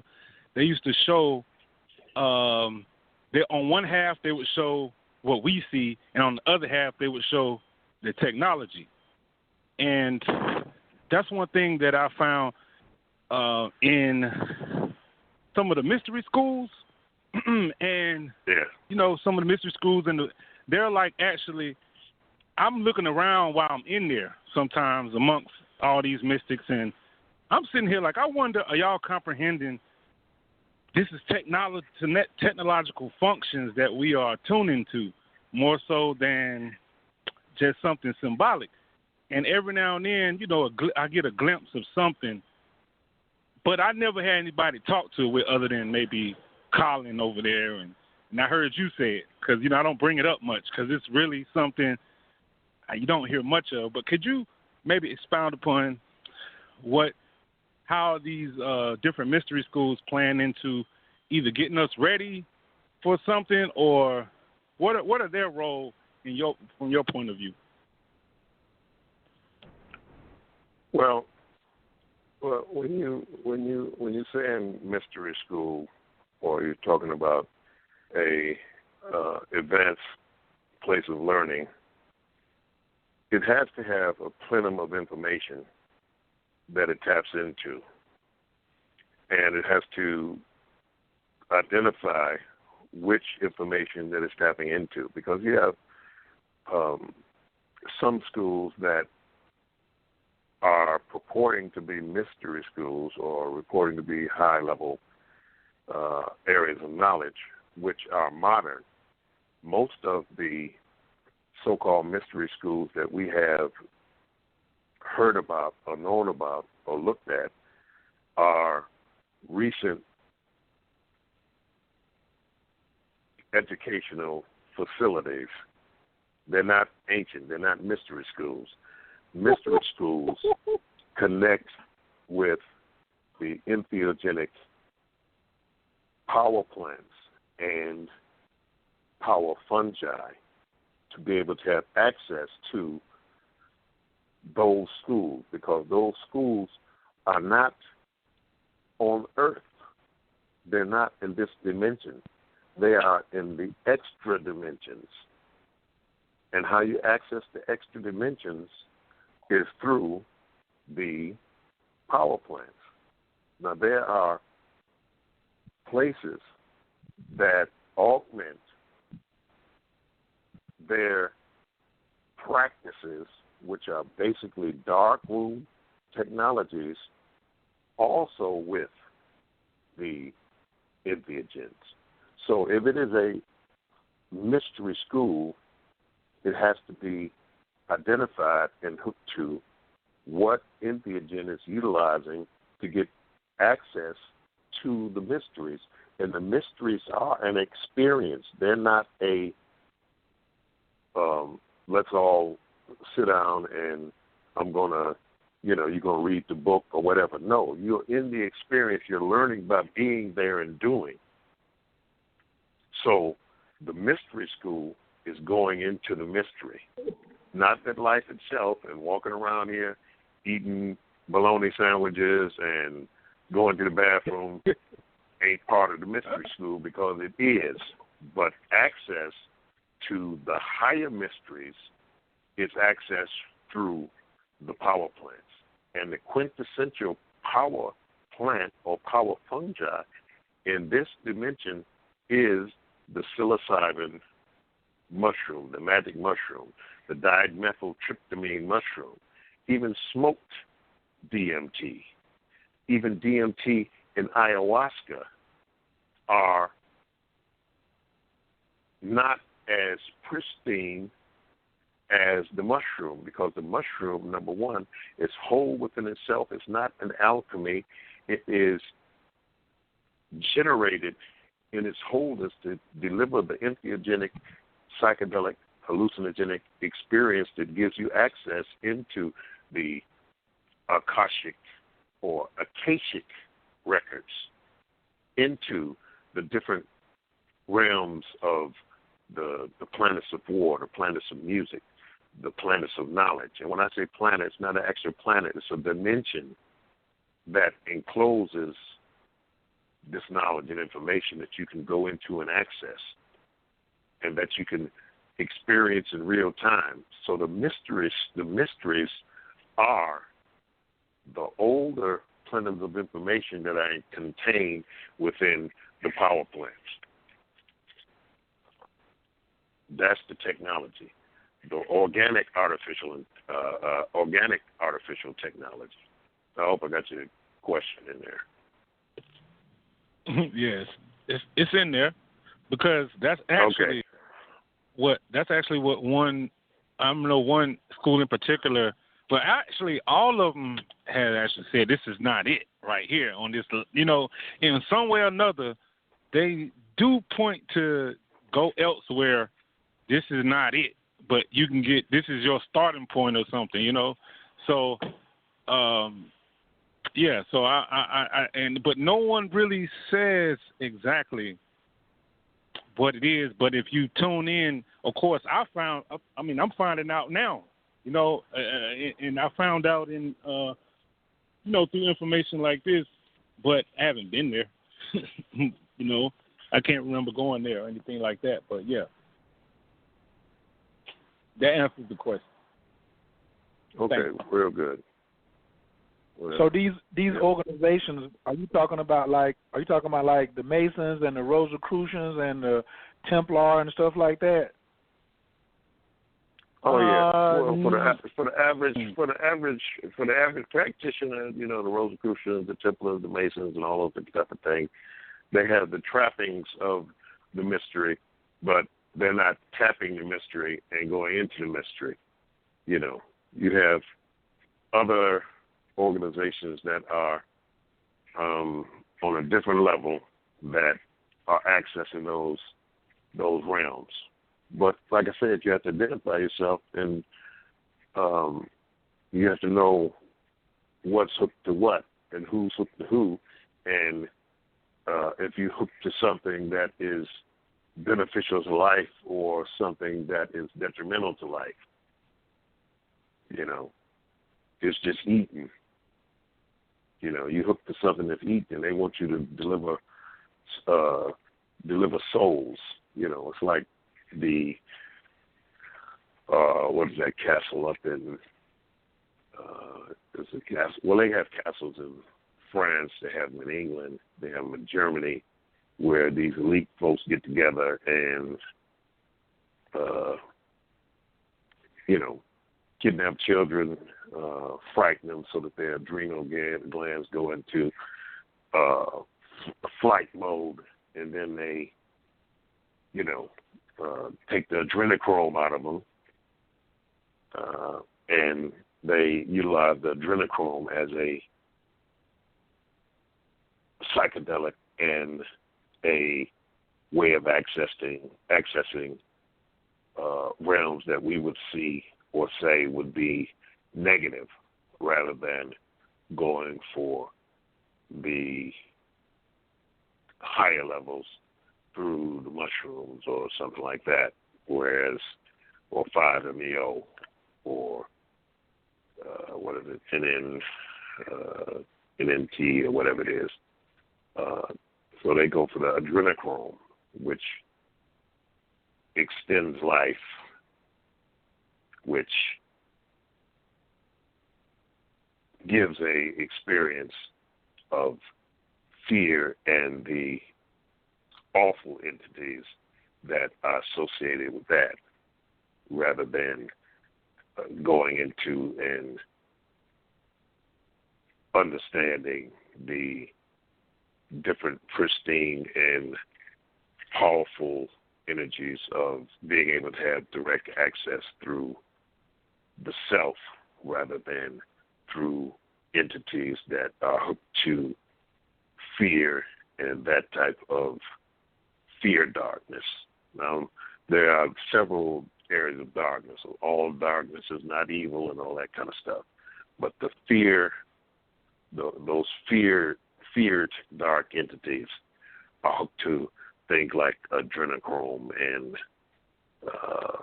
those type of blood right sacrifices of getting access to certain realms. You know, you have to reject that and not associate with those blood right fear entities that are part of the system that's controlling the majority of the space-time that is included in, you know, the what we would call the more evil parts of the world, the evil dimensions, because they're there also, of course.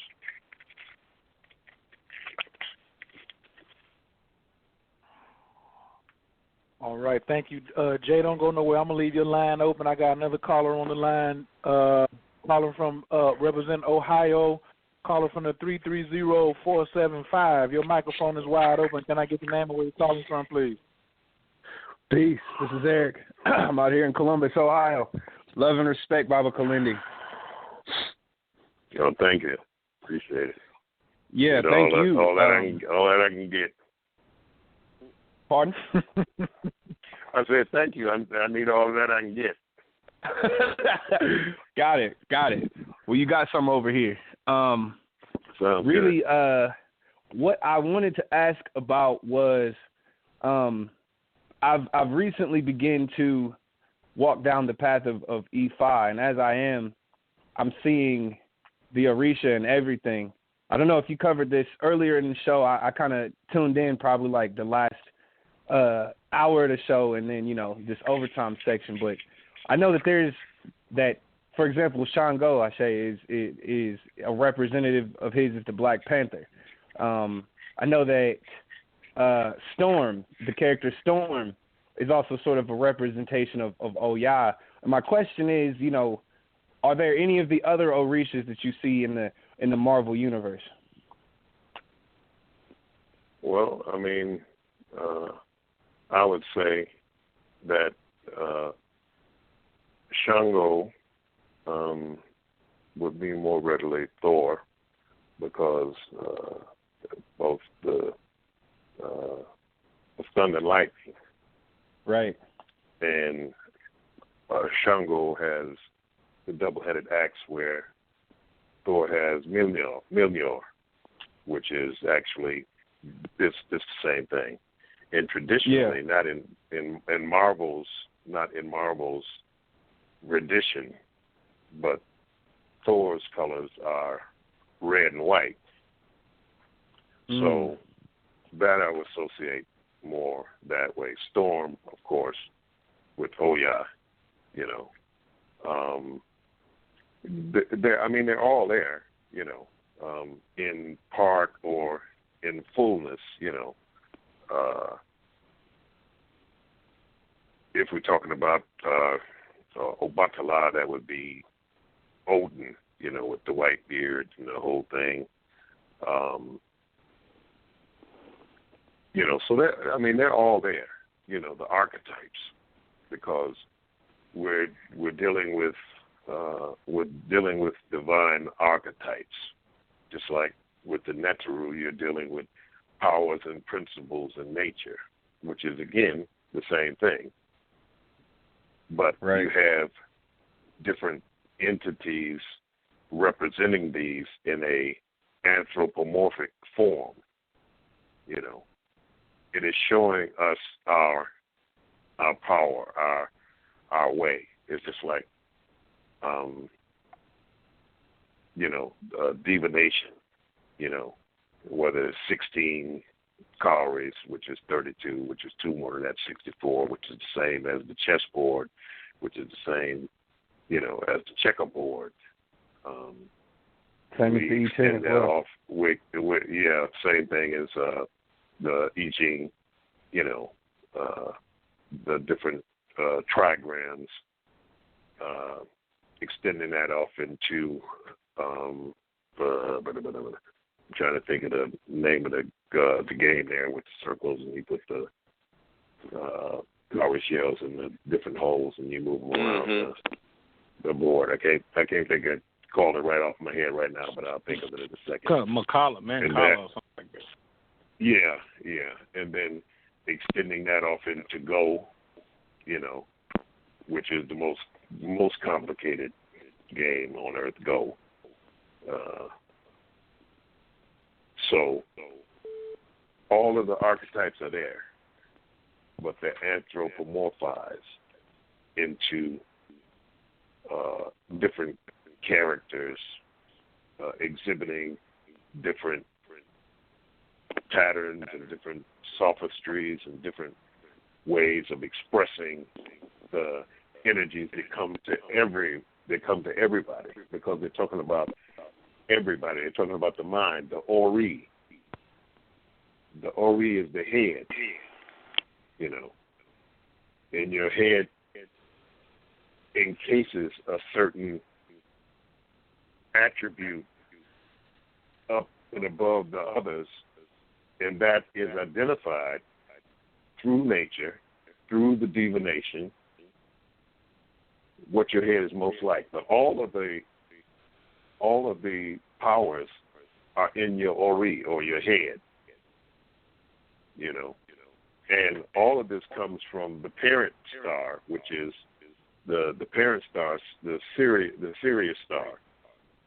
The Sirius, the visible, which is the Sirius A, and the invisible, which is Sirius B, and the entangled, the tri-entangled star, which is Sirius C. That's why the planet Faye, which is the Ile Ife. Ile Ife in Nigeria is a reflection or a downloaded pattern of the planet Faye in the Sirius star system that orbits around Sirius C. So the Yoruba, of which you can find many times no connection to many of the other African groups, even in its area, and the extraterrestrial DNA that the Yoruba have that comes from the Sirius star system. Now, the Akan also come from the Sirius star system, but they don't come from the planet Faye. They come from a different planet in a different part of the Sirius star system. It's like the Bambara and the Dogon and other groups of the Sirius Africans that were downloaded here at different times, at different periods, in different places. Now you have a group of the Ga that come through Kemet.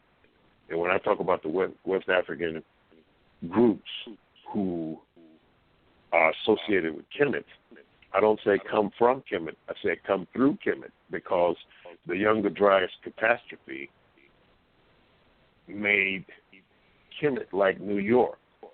That's why they say which people were the ancient Egyptians. Well, the ancient Egyptians or the ancient Kemetic people, it's like New York City.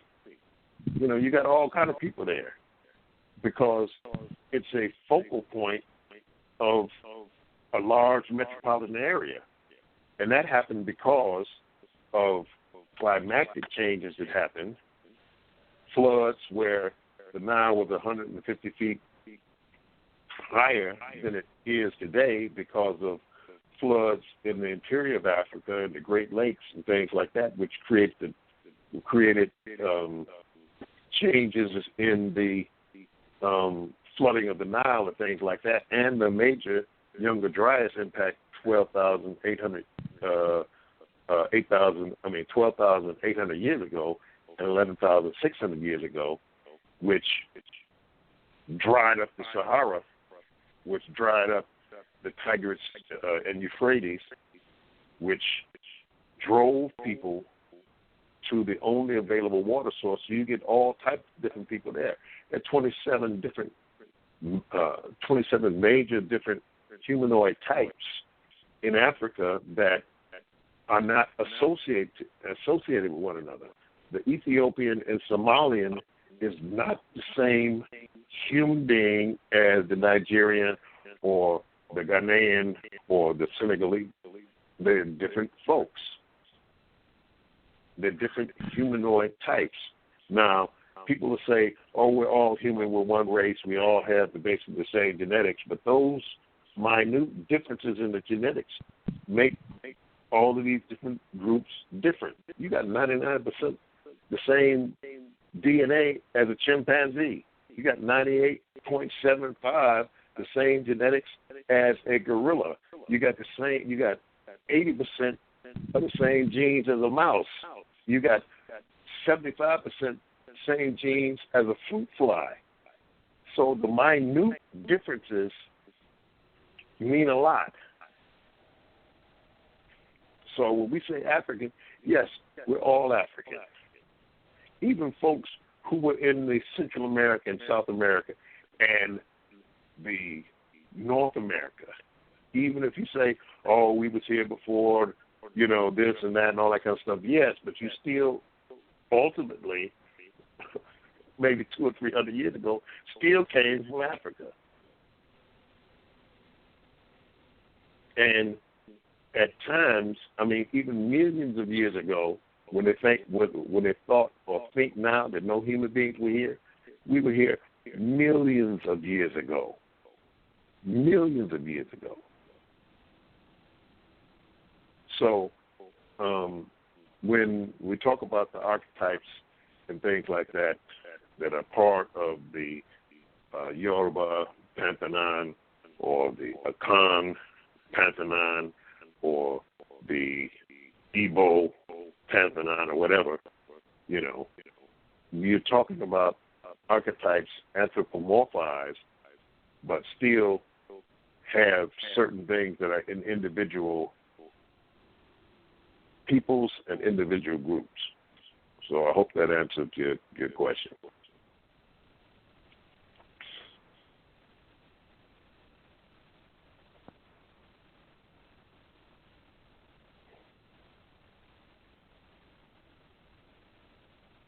Y'all still there? Oh, yeah. Y'all still there? Or I was, my phone turned off and I'll be talking for 30 minutes and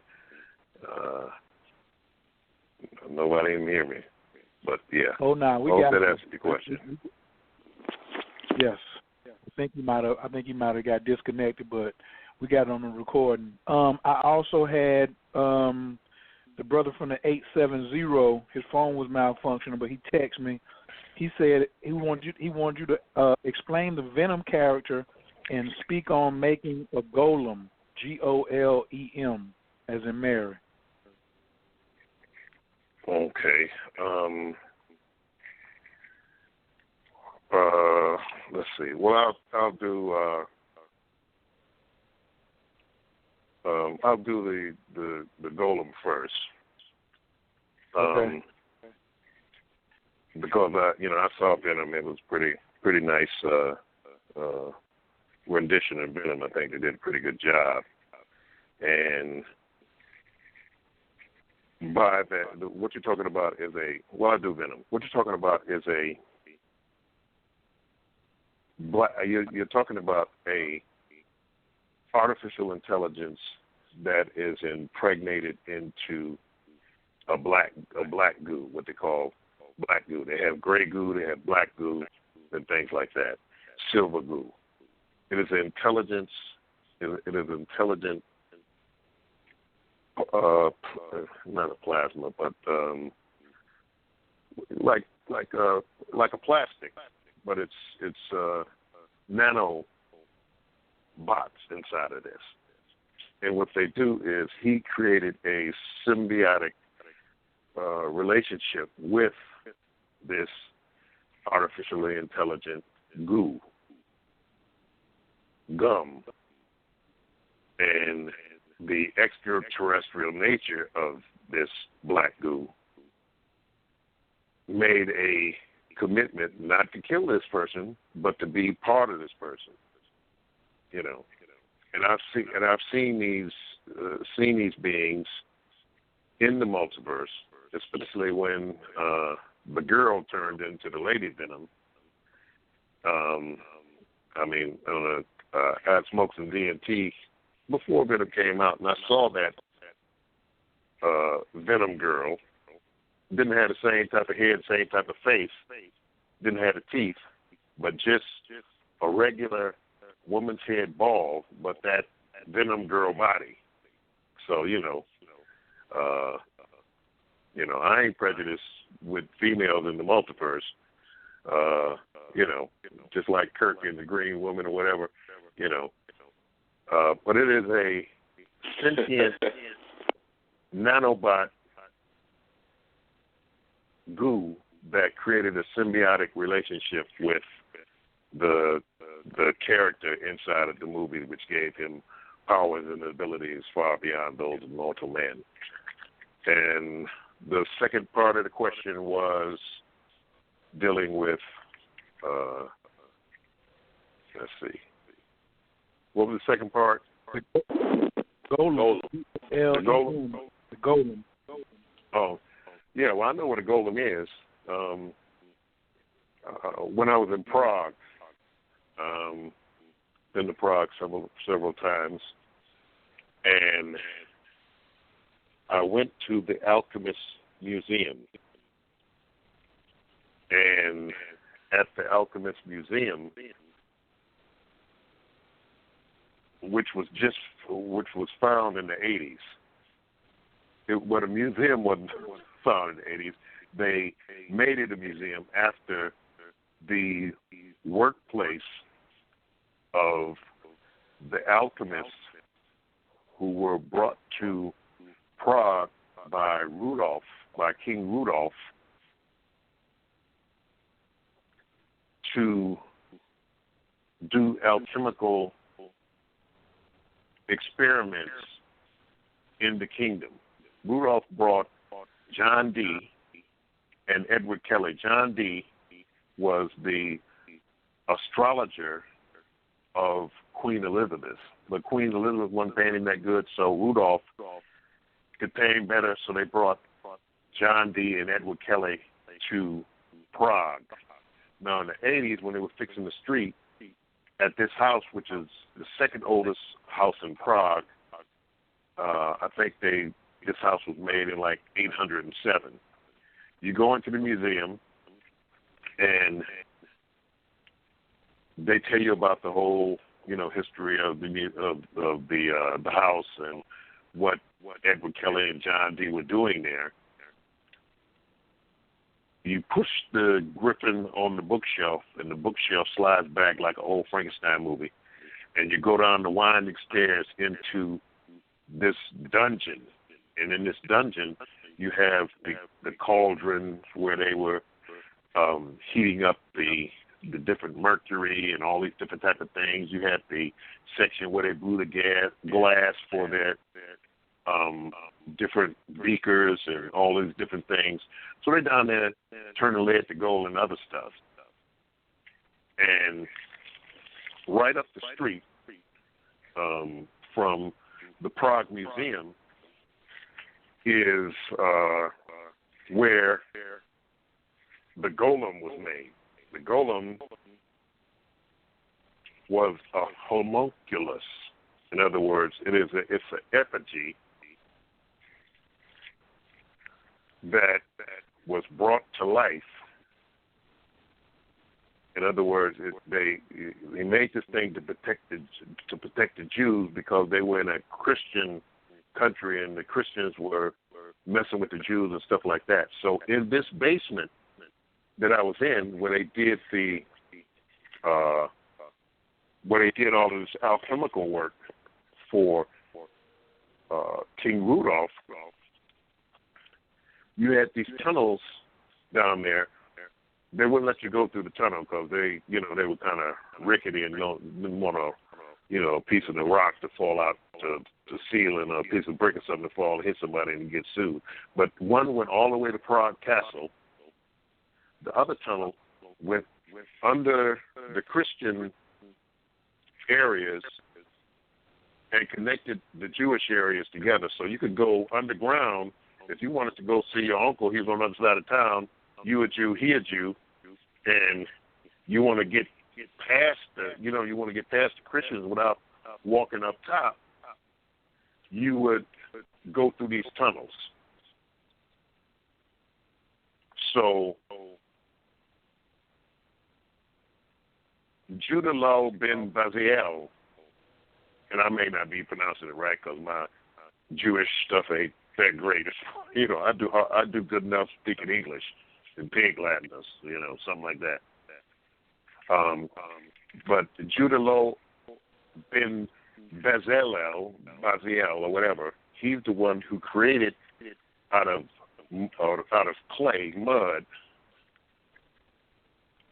and by uttering the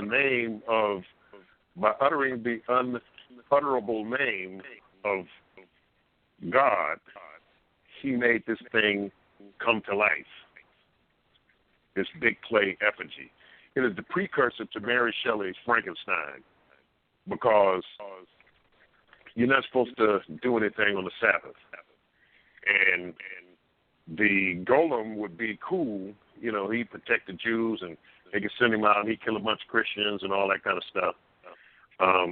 But they started doing some stuff on the Sabbath, and it made the golem go crazy.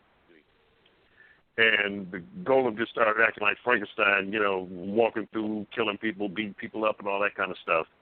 But if you go upstairs and go out the door and go down the street, the golem is, the burial place of the golem is right down the street across from the synagogue in Prague. And I went past the whole place where the golem is supposed to be buried. So that's what the golem is, and it's part of the whole alchemical rituals, Jewish mysticism and all that kind of stuff, old Jewish mysticism and all that kind of stuff in Prague, and who else? But that's what the golem is. So I've been to the golem's house.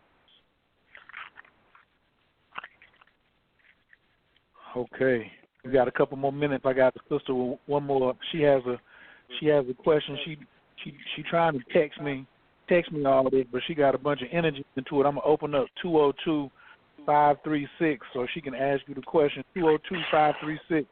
Your mic is wide open. Let me get your name and where you're calling from, please. Hello. Calling from the 202. Yes, ma'am. Hey, can you hear me? Hello? Yes, we can. Yes. How you doing? I'm great. How are you? Good. Thank you so much for the information that you were giving. I just have a quick question about ayahuasca and the magic mushroom. Okay. So I just got back from Peru, indulging with ayahuasca. Okay. And it was the experience was very profound. I felt like I just heard about ayahuasca last year, and as soon as I heard about ayahuasca, she called me forth, and so I went. It was a profound experience. I felt like she was a very highly conscious vine, and I went there, and she healed some things that I didn't even know to ask for. It was very healing, and basically it was like the most powerful spiritual experience that I've had thus far, this lifetime.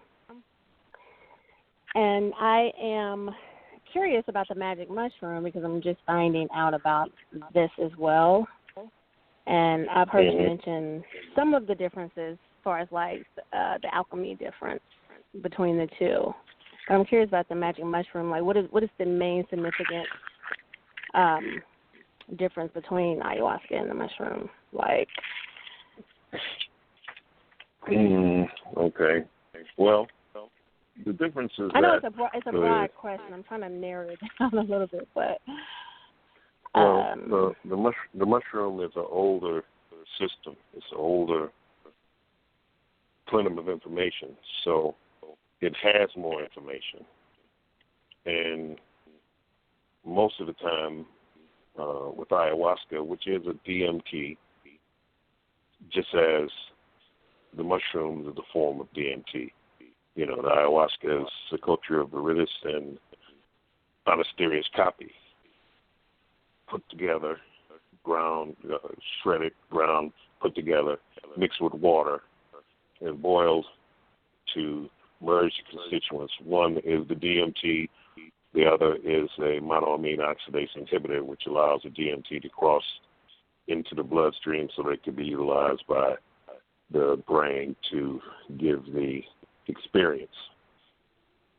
You have inside of that a newer system because fungi, just regular fungi, is 465 million years older than the first plant that ever came to the earth. So the mushrooms were here just in dealing with regular math 465 million years before there were any plants around. Then you had to identify the plans to put together. Then you had to be at the time when, after one of these cataclysms, that you have the ability to create a vessel. You have to have domesticated fire. You have to have the formula, and then you have a person that is in between the formula, you, and your experience with the mushrooms. You got 2 minutes, Bob. You got 2 minutes. When the Africans left the canopy rainforest and spread out into newly formed grasslands, following the cattle so that they could